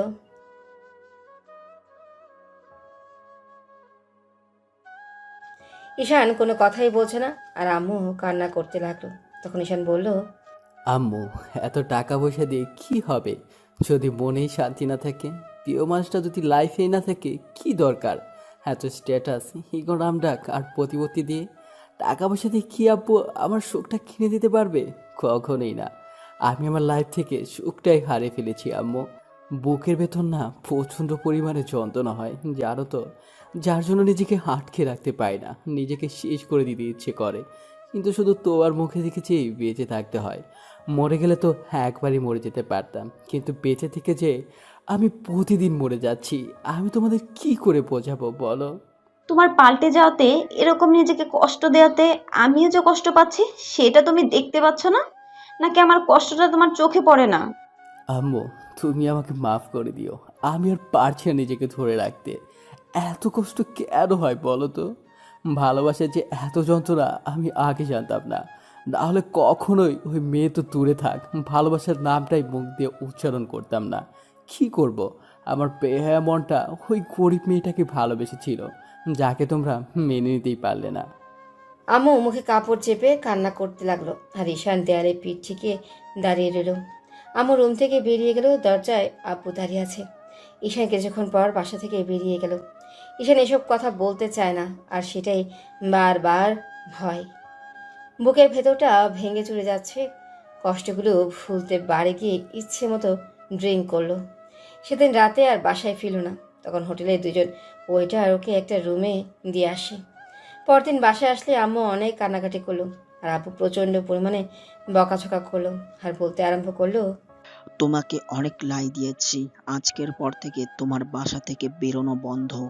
আমি তোমাকে স্বাধীনতা দিয়েছি, তার মানে এই না যে সে তোমার যা খুশি তাই করবে। তুমি নিজেকে মৃত্যুর মুখে ঠেলে দিচ্ছ, বুঝতে পারছো না? আমার সম্মানটাকে তুমি ডুবিয়ে ফেলছো।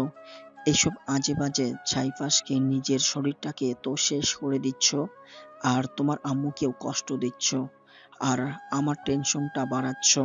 আমি তো বলিনি তোমাদের আমাকে নিয়ে টেনশন করতে। তোমরা কিসের জন্য টেনশন করো? তোমার তো সব টেনশন দূর হয়ে গেছে। আমি তো আর ওই মেয়েটার কাছে যাচ্ছি না, না অন্য কোনো মেয়ের সাথে রাত কাটাচ্ছি, যার জন্য তোমার মান সম্মান ধুলোয় মিশে যাচ্ছে। আব্বু ঈশানের এরকম দ্বারা কথাটা শুনে রেগে ঠাস ঠাস করে ওর গালেই দুইটা থাপ্পড় মেরে দিল। ঈশান আর রাগটাকে কন্ট্রোল করতে না পেরে পাশে থাকা একটা কাঁচের গ্লাস হাতে নিয়ে দেয়ালের সাথে জোরে সরে কয়েকটা ঘুষি দিল, আর বলতে আরম্ভ করলো, বাসা থেকেও তোমার জন্য বেরোবো না, সেটাই ঠিক হবে তো? তাহলে থাকবো, বাসার মধ্যে এখন থেকে থাকবো। ঈশান রুমে গিয়ে দরজার সজোরে লাগিয়ে দিল। আম্মু দরজার সামনে গিয়ে কিছুক্ষণ কান্নাকাটি করলো আর ডাকাডাকি করতে লাগলো। ঈশান আরও কথাই শুনলো না। ও এই একটা মাসে পুরো পাগলের মতো হয়ে গেছে। অন্যদিকে রাজ এই বিষয়টা নীলাশাকে জানিয়েছে, কিন্তু ও নিরুপায়, কী বা করতে পারে। উল্টো যখন ঈশানের কথা মনে হয় তখন প্রচণ্ড পরিমাণে কান্না করে, কাউকে বলতেই পারে না।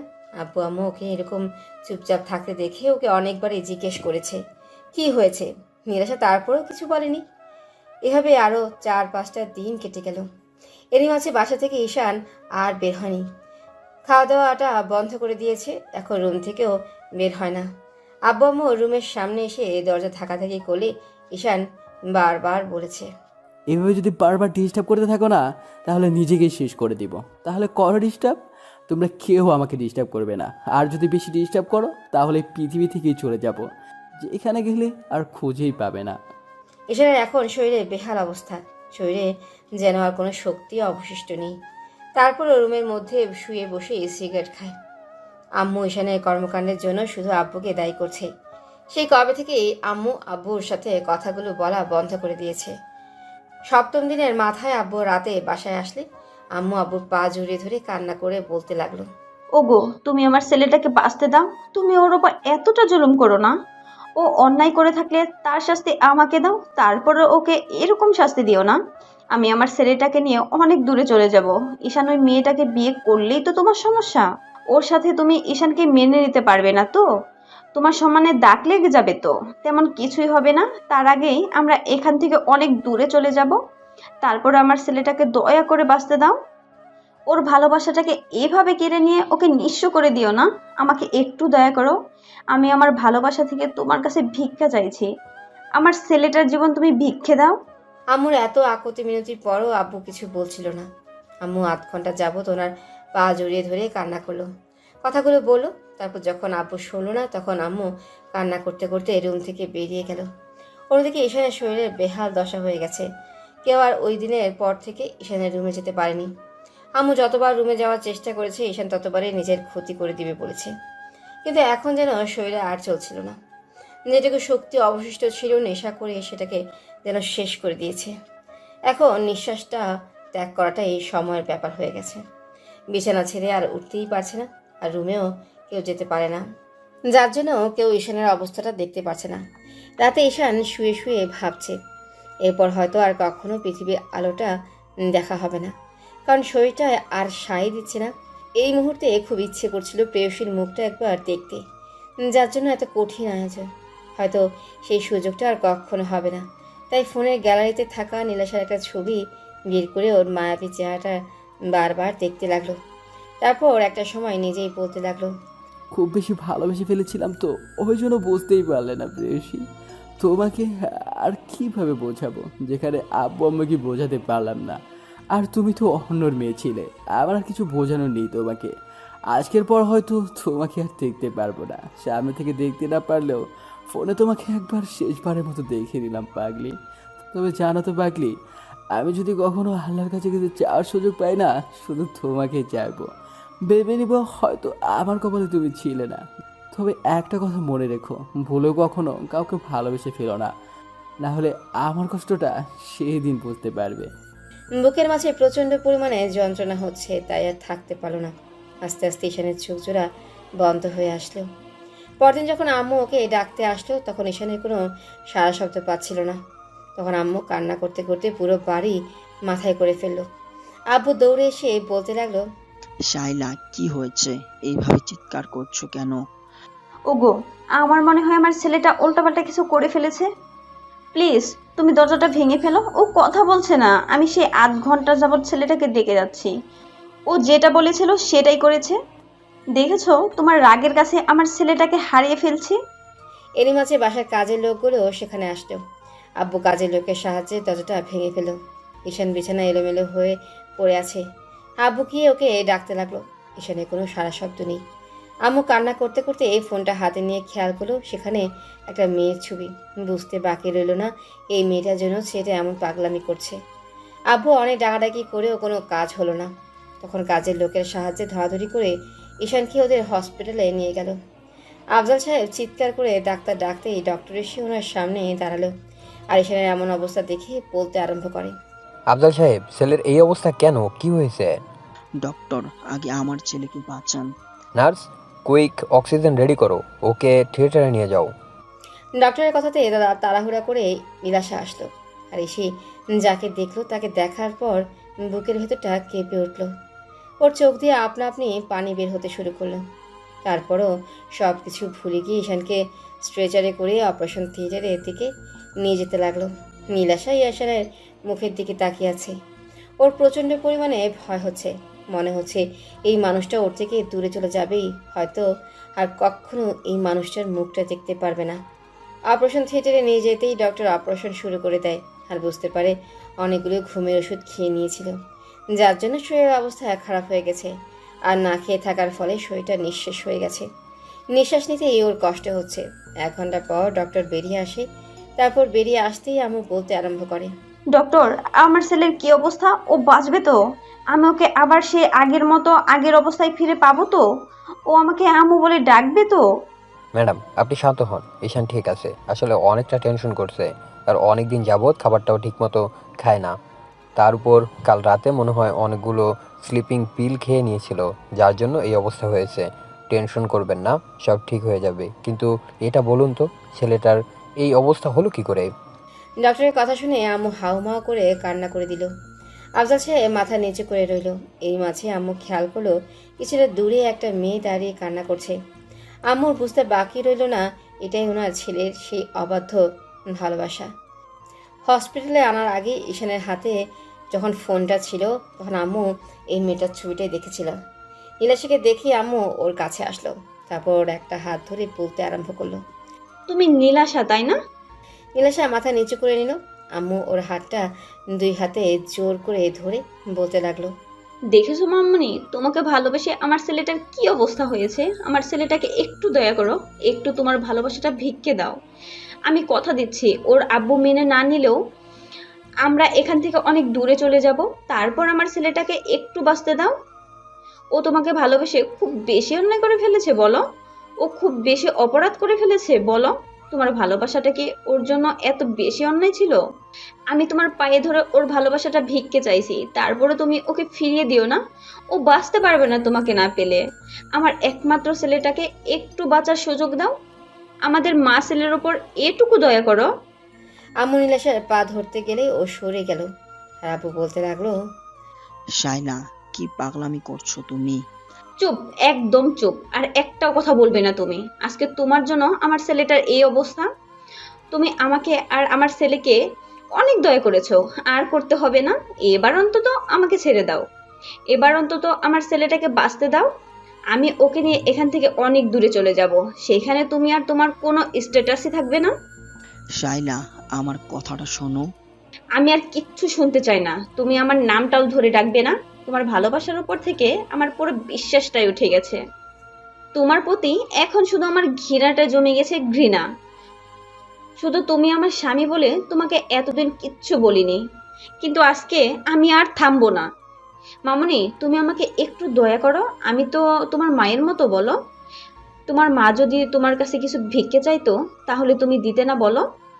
আমার ছেলেটাকে একটু বাঁচতে দাও, একটু ওকে ভালোবাসাটা ভিক্ষে দাও। আমি সারা জীবন তোমার কাছে কৃতজ্ঞ থাকবো। আম্মুর এরকম দ্বারা কথাতে নীলাশা সেখানে থাকতে পারল না। কান্না করতে করতে দৌড়ে ওয়াশরুমে ঢুকে গেল। তারপর কিছুক্ষণ চোখে মুখে পানি দিল আর বেসিনের সামনে দাঁড়িয়ে ফুপিয়ে ফুপিয়ে কান্না করতে লাগলো।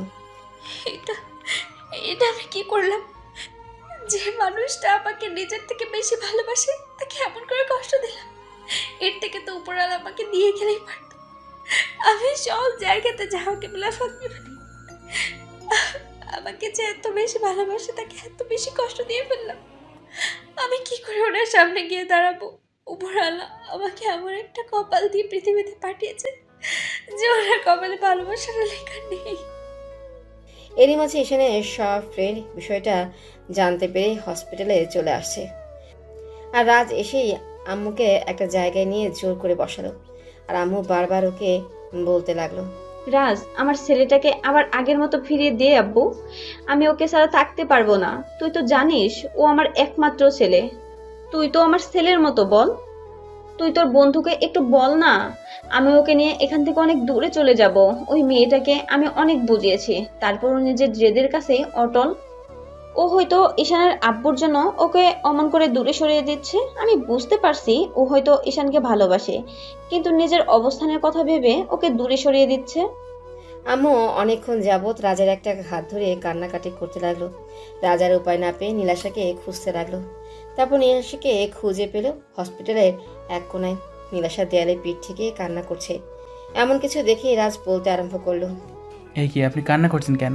আপনি তো খুশি হওয়ার কথা। যে মানুষটা আপনি এমন করে ইগনোর করছেন, যে আপনাকে ভালোবাসে তাকে তো দূরে সরিয়ে দিয়েছেন, ছেলেটাকে এমন করে কষ্ট দিতে পেরেছেন, তাহলে আপনার না খুশি হওয়ার কথা? তাহলে কান্না করছেন কেন? আপনি তো আজকে হাসবেন, অনেক বেশি খুশি হবেন, তাহলে কান্না করছেন কেন? ভাইয়া, আপনি আমাকে মাফ করে দিবেন। আমি নিরুপায়। আমি পারবো না ওনাকে নিজের কাছে টেনে নিতে, না ওনার বুকে ঠাই খুঁজে নিতে। আমি অনেক বড় অন্যায় করে ফেলেছি। আমি এই সুন্দর চেহারা নিয়ে জন্ম নিয়ে অনেক বড় পাপ করে ফেলেছি। আমি বুঝতে পারিনি যে আমার জন্য একটা মানুষ এভাবে কষ্ট পাবে আর নিজেকে এত বড় কষ্ট দেবে। আপনি আমাকে মাফ করে দেন, আমি এখান থেকে অনেক দূরে চলে যাব। এত কিছুর পরও আপনার কাছে মনে হচ্ছে আপনি নিজেই অপরাধ করছেন? আপনি তো অপরাধ করছেন ওকে কষ্ট দিয়ে। আপনি কখনো ভালো থাকতে পারবেন না। আমি বলে দিচ্ছি, আজকে ওর যদি কিছু হয়ে যেত না, এর জন্য একমাত্র আপনি দায়ী থাকতেন। আপনি কখনো ভালো থাকতে পারবেন না। আর যদি কখনো কাউকে ভালোবেসে ফেলেন না, তাহলে বুঝতে পারবেন এই ভালোবাসার মধ্যে কতটা যন্ত্রণা রয়েছে। আমি নিরুপায়, আমি ওনাকে নিজের কাছে টেনে নিতে পারিনি। আপনি আমাকে মাফ করবেন। আমি জানি আপনি আঙ্কেলের জন্য এরকম করছেন, কিন্তু আপনি তো একটাবার ওকে বলতে পারতেন যে আপনার অবস্থার দিকে আপনি ওকে ভালোবাসতে পারছেন না। অন্তত আমাকে বলতে পারতেন। আমি তো বারবার এসে আপনাকে জিজ্ঞেস করেছিলাম কী জন্য আপনি এমনটা করছেন। অন্তত ঈশানের আম্মুর কাছে বলতে পারতেন। আমি তো বলছিলাম যে ওর আম্মু কতটা কান্নাকাটি করেছে, ওর আম্মু সব কিছুতে রাজি আছে, উনি শুধু ওনার ছেলের মুখে হাসি দেখতে চায়। আর আপনি কি করলেন? ওকে এমন করে ইগনোর করলেন যে যার জন্য ছেলেটাই এমন একটা অবস্থা। আজকে ছেলেটার মরে গেলেই হয়তো আপনি খুশি হতেন না? প্লিজ ভাইয়া, চুপ করুন। এইসব মাঝে মাঝে কথা বলবেন না। ওনার কিছু হবে না, আমি মরে যাব, সেটাই ঠিক হবে। আমি চলে গেলেই তো কেউ কষ্ট পাবে না, সেটাই ভালো হবে।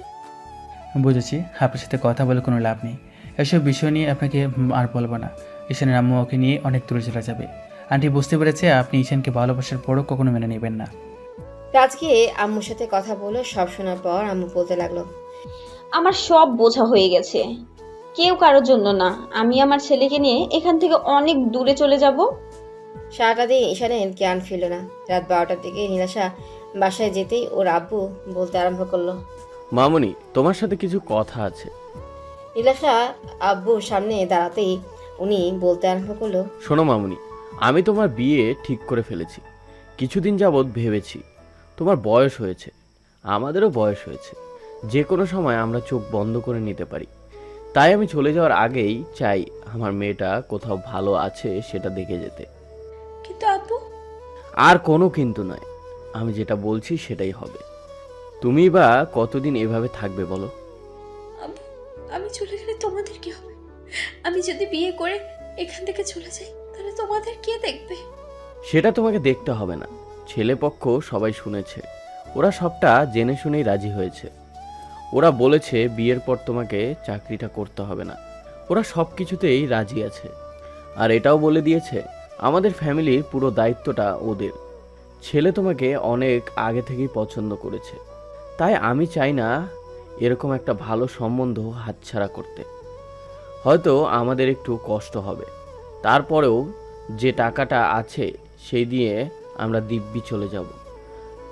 তুমি টেনশন করো না আমাদের নিয়ে। নীলাশা কিছু বলার আগেই আম্মুকে বোঝাতে লাগলো। নীলাশা রুমে চলে গেল। তারপর বালিশে মুখ গুজে অনেকক্ষণ কান্না করলো। সারা রাত নীলাশা ঘুমাতেই পারলো না। শুধু ভাবলো এবার ঈশানকে সারা জীবনের জন্য দূরে সরিয়ে দিতে হবে। পরদিন নীলাশা হসপিটালে আসতেই বুঝতে পারলো ঈশানের জ্ঞান ফিরেছে, আরও প্রচণ্ড পরিমাণে পাগলামি করছে। রাজ হাত জোর করে নীলাশাকে বলল, প্লিজ আপনি একটু কেবিনে যান, ওকে একটু শান্ত করে আসেন, ওর সাথে একটু কথা বলেন, দেখেন সব ভুলে যাবে। আমি জানি আপনি ওকে কখনো মেনে নেবেন না, হয়তো ঈশানের আব্বুর কারণে নয়তো নিজের অবস্থানের কথা ভাবে। আমি আপনাকে দোষারোপ করছি না, শুধু ওর সাথে একটু কথা বলে আসেন, দেখেন ঈশান আর পাগলামি করবে না। রাজের কথা মতো নীলাশা ঈশানের কাছে আসলো। আব্বু ওর সাথে কথা বলার চেষ্টা করছে, যার জন্য ঈশান প্রচণ্ড পরিমাণে সিন ক্রিয়েট করছে। আম্মুকে জড়িয়ে ধরে রেখেছে, শরীরে শক্তি নেই, তারপরও পাগলের মতো কান্নাকাটি করছে ঈশান। নীলাশা গিয়ে ঈশানের সামনে দাঁড়াতে ঈশান ওর দিকে একবার তাকিয়ে চোখ জোড়া নামিয়ে নিয়ে বলতে আরম্ভ করলো, আপনি আপনি এইখানে কেন আসেন? আপনি না চলে যেতে চাইছিলেন তো যান। আপনি আমার সামনে আসবেন না, এখান থেকে চলে যান। আমি কাউকে ভালোবাসি না। আপনি আমাকে সান্ত্বনা দিতে আসছেন তো? আমি তো আপনাদেরকে দূরে সরে গিয়েছিলাম, তারপরে আপনি এইখানে কেন এসেছেন? ও, আপনি তো এই হসপিটালে জব করেন। আমি এখান থেকে চলে যাব। এরই মাঝে ডক্টর কেবিনে ঢুকলো। ঈশানকে এইভাবে কান্নাকাটি করতে দেখে বলতে আরম্ভ করলো, আফজাল সাহেব, কি বললেন ছেলেকে, যার জন্য এভাবে উত্তেজিত হয়ে গেল? আপনাদের বলেছি না ওকে কোনো রকম প্রেশার দিবেন না। আপনাদের দ্বারা না কিচ্ছু হবে না। দয়া করে কেবিন থেকে বেরিয়ে গেলে খুশি হব। নার্স, তুমি এখনই ওকে ইঞ্জেকশন পুশ করার ব্যবস্থা করো। ডক্টরের কথাতে আরও 2-3 জন নার্স এসে ঈশানকে ধরতেই নীলাশা এসে ওর হাতে একটা ঘুমের ইঞ্জেকশন পুশ করে দিল। ভালোবাসার মানুষের এমন বেহাল অবস্থা দেখে নীলাশার চোখ দিয়ে পানি ঝরছে। এরই মাঝে ডাক্তার আর অন্য নার্সগুলো চলে যেতেই আম্মু রুম থেকে বেরিয়ে গেল। নীলাশা কান্না করে দিয়ে ঈশানের পাশে বসে পড়ল। তারপর ঈশানের একটা হাত ধরে অনেকক্ষণ মুখের দিকে তাকিয়ে থেকে কপালে একটা চুমু দিয়ে বলতে আরম্ভ করলো, আপনি আমাকে মাফ করবেন। আমি আপনাকে ভালোবাসাটা বুঝতে পারিনি, বোঝার পরেও সেটা দূরে সরিয়ে দিয়েছি। প্লিজ আমাকে মাফ করে দিন। জানি আপনি আমাকে কখনো মাফ করতে পারবেন না। কি করবো বলেন? আমি নিরুপায়। আমি এমন একটা অবস্থানে আছি যেখান থেকে না আপনাকে কাছে টেনে নিতে পারছি আর আর না নিজেকে এখান থেকে সরিয়ে নিতে পারছি। প্লিজ আপনি আমাকে মাফ করে দেবেন। আমি আপনার ভালোবাসাটা বুঝতে পারিনি। আপনি আমাকে অভিশাপ দিয়ে তারপরও নিজেকে ভাবে কষ্ট দিয়ে না, প্লিজ। নীলাশা কিছুক্ষণ ঈশানের অসহায় মুখের দিকে তাকিয়ে রইল। মুখটা শুকিয়ে গেছে আর কয়েকটা দিন না খেয়ে নিজের অবস্থা পুরো দশা করে ফেলেছে। নীলাশা জানে ঈশান নিজেকে কষ্ট দিতে প্রচুর পরিমাণে নেশা করে। নীলাশা চোখ মুছতে মুছতে কেবিন থেকে বের হতেই আফজাল সাহেব এসে ওর সামনে দাঁড়ালো। তখন নীলাশা পাশ কাটিয়ে চলে যেতে গেলেই উনি বলতে আরম্ভ করলো, আঙ্কেল, আপু আমার বিয়ে ঠিক করেছে আর খুব শীঘ্রই আমার বিয়ে, হয়তো 1 সপ্তাহের মধ্যে। আমি ঠিক করেছি আজকে এখান থেকে চলে যাব। আমি আর চাকরিটা কন্টিনিউ করতে পারছি না, আর আমার জন্য আপনার ফ্যামিলিতে এত সমস্যা। আমি শহর ছেড়ে চলে গেলেই হয়তো এই সমস্যা আর থাকবে না। আফজাল সাহেবের এরকম দ্বারা কথাতে নীলাশা সহ সবাই বেশ অবাক হয়ে গেল আর আব্বুর মুখের দিকে তাকিয়ে রইল। তখন নীলাশা বলতে আরম্ভ করলো, আঙ্কেল, আপনি কি বলছেন? আমি কিছুই বুঝতে পারছি না। সেটা পরে বুঝতে পারবে। কথাটা আজকে বলতে চাচ্ছিলাম না, কিন্তু তোমরা যা শুরু করেছো তাতে হয়তো আমার ছেলেটাকে ওর আম্মুকে আমি শান্ত করতে পারবো না। শোনো, আমি কালকে তোমাদের বাসায় গিয়েছিলাম, তোমার আব্বুর সাথে কথা বলেছি। সব শোনার পর উনি বিয়েতে রাজি হয়েছে। আমি অন্যায় করেছি আমার ছেলেটাকে এইভাবে তোমার থেকে দূরে সরিয়ে দিয়ে। বুঝতে পারিনি আমার ছেলেটা এত বেশি পাগলামি করবে। তুমি প্লিজ ওকে এইভাবে দূরে সরিয়ে দিও না। আমি মানছি আমি অন্যায় করেছি, কিন্তু শাস্তি তোমরা আমাকে দাও। তারপরও ওর উপর রাগ করে থেকো না। কিসব বলছেন আঙ্কেল? আপনি বুঝতে পারছেন আমি একটা গরিব ঘরের মেয়ে, তার উপরে হসপিটালের সামান্য একজন নার্স, যে কিনা আপনার ছেলেকে ভালোবাসা তো দূরে থাক, আপনার বাসার কাজের মেয়ে হওয়ার যোগ্যতাও রাখি না। তাহলে আপনি কি করে আপনার ছেলের পাশে আমাকে মেনে নেবেন বলেন? আপনার আপনার আপনার স্ট্যাটাসে লাগবে না? নীলাশা কথাগুলো বলেই কান্না করতে লাগলো। তখন আপু ওর সামনে হাত জোর করে বলল, মামনি, এইসব কথা বলে আমাকে আর লজ্জা দিও না। আমি অনেক বড় ভুল করেছি। আমার ছেলেকে এইভাবে কষ্ট দিয়ে আমি অনেক বড় অন্যায় করেছি। তুমি প্লিজ আমাকে ক্ষমা করে দাও। আমি তোমার আব্বু আম্মুকে রাজি করিয়েছি, তুমি অন্তত বিয়েতে বারণ করে দিও না। তুমি আমার ছেলেটার মুখের দিকে তাকিয়ে হলেও বিয়েটাতে হ্যাঁ বলে দাও। তুমি তো ওকে ভালোবাসো, আমি তোমার চোখের দিকে তাকিয়ে বুঝতে পারছি তোমার চোখে ওর জন্য অসম্ভব রকমের মায়ের ভালোবাসা জড়িয়ে আছে। প্লিজ ওকে আর কষ্ট দিও না। অসম্ভব আঙ্কেল, এই বিয়ে করা আমার পক্ষে সম্ভব না। আমি জানি আপনি কখনো আমাকে ছেলের বউ হিসেবে মানতে পারবেন না। আপনার ছেলে আমাকে কখনো মাফ করবে না। ও এমনিতেই আমাকে এখন ঘৃণা করে। তাই আমি চাই যে মানুষটা আমাকে ঘৃণা করে সারা জীবনটা যেন ঘৃণাই করেছে। বুঝতে পেরেছি, রাগার অভিমান থেকে এখন এসব কথা বলছো তো।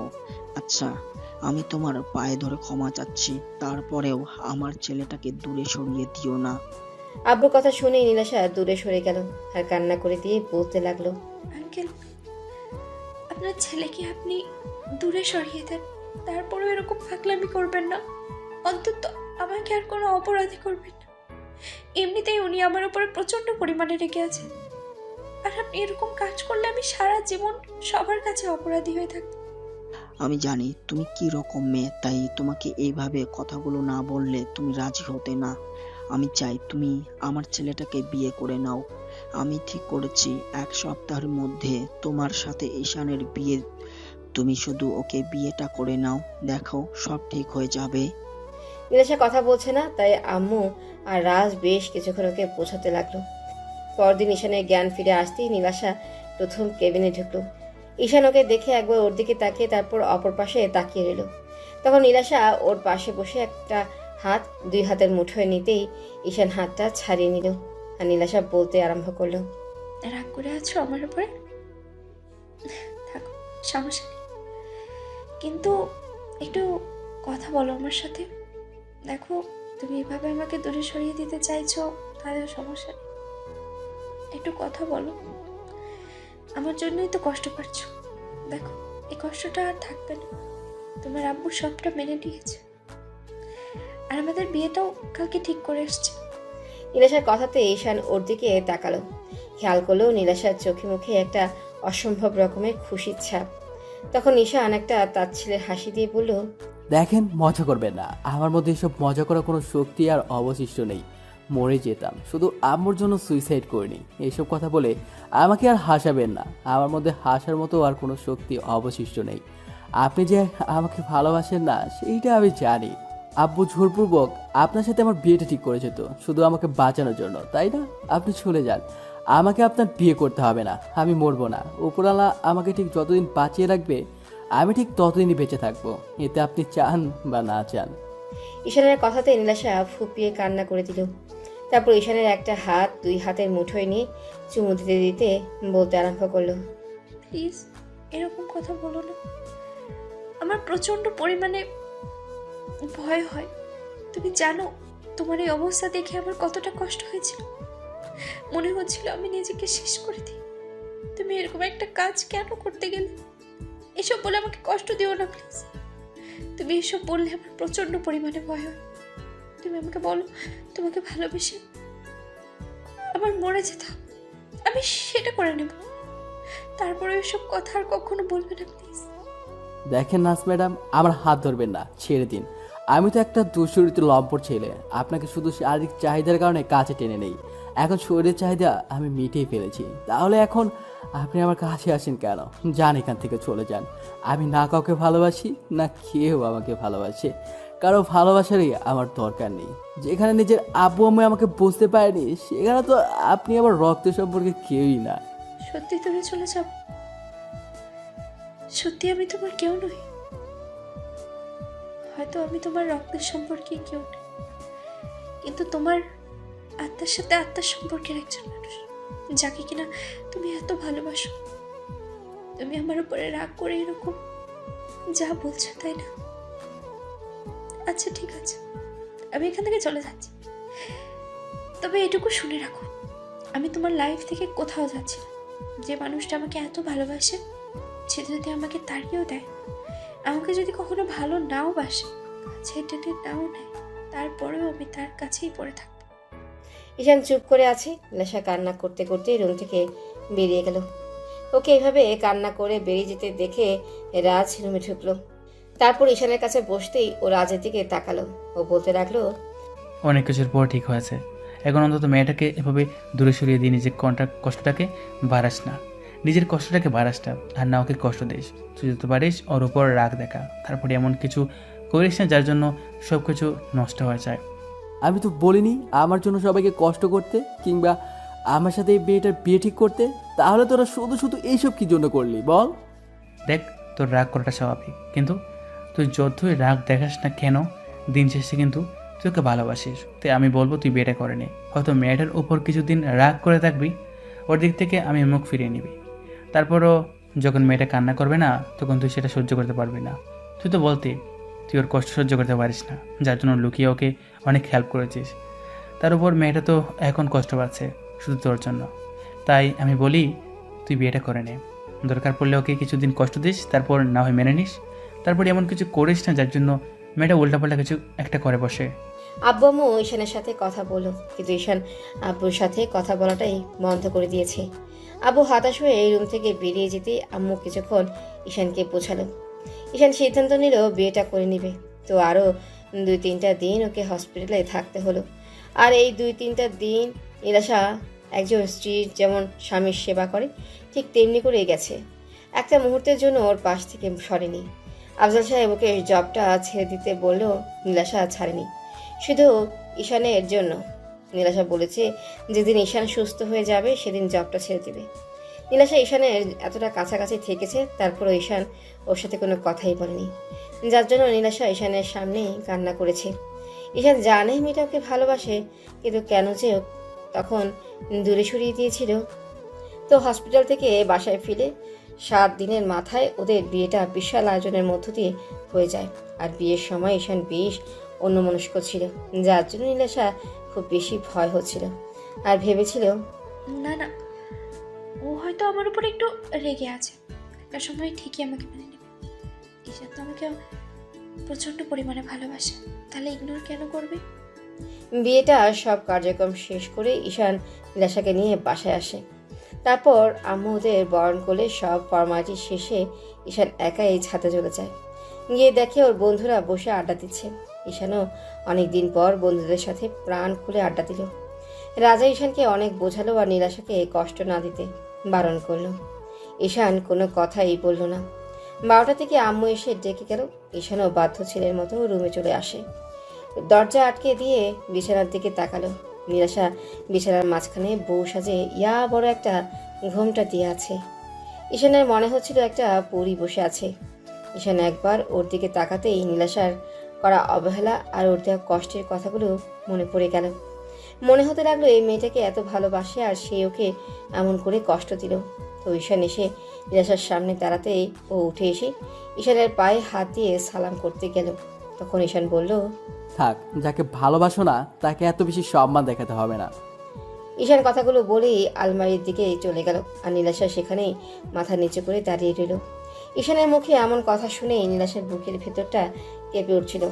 ঈশান আলমারি থেকে কিছু একটা বের করে নেয়, তারপর বিছানার উপর রেখে নীলাশার হাত ধরে টানতে টানতে ওকে বিছানার মুখোমুখি বসিয়ে দিয়ে অনেকগুলো টাকা বের করে ওর সামনে রেখে বলতে লাগলো, এটা তোমার দেনমোহরের টাকা, পরিশোধ করে দিলাম। এতে আমি বেঁচে থাকি কিংবা মরে যাই, তারপরে তোমার আর কোনো দাবি দাওয়া থাকবে না আমার কাছে।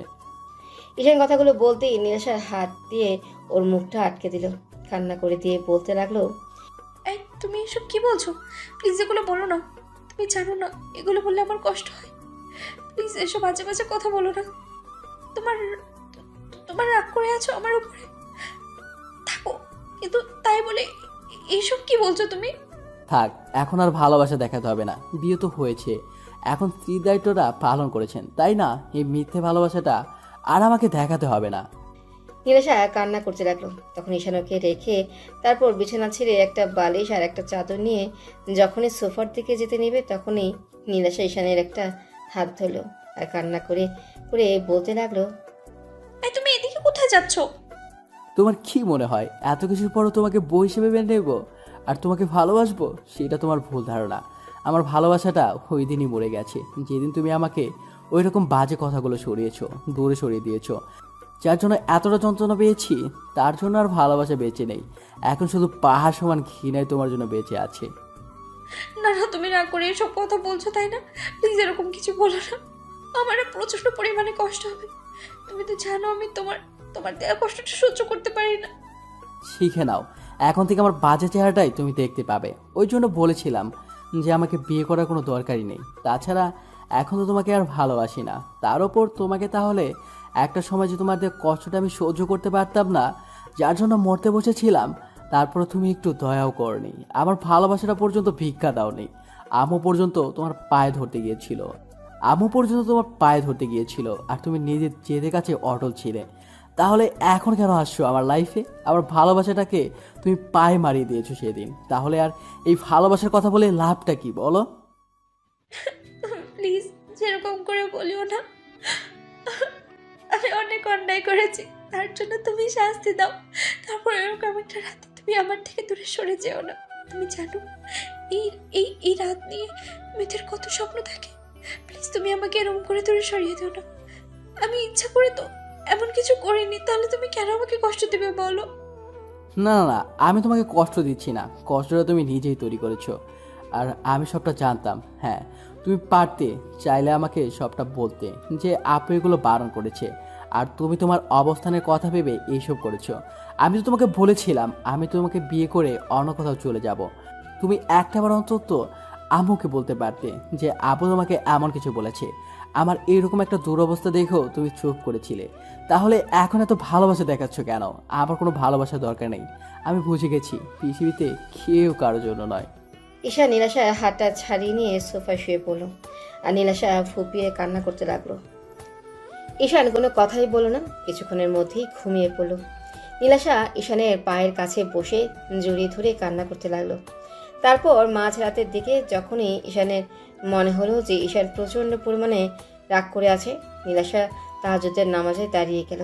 তারপর 2 রাকাত নফল নামাজ আদায় করে আল্লাহর কাছে হাত তুলে কান্নাকাটি করতে লাগলো আর ঈশানের জন্য ভালোবাসাটা ভিক্ষা চাইল। ঈশান সবটাই শুনতে পেল। তারপর একটা সময় অবাক হয়ে ওর দিকে তাকিয়ে রইল।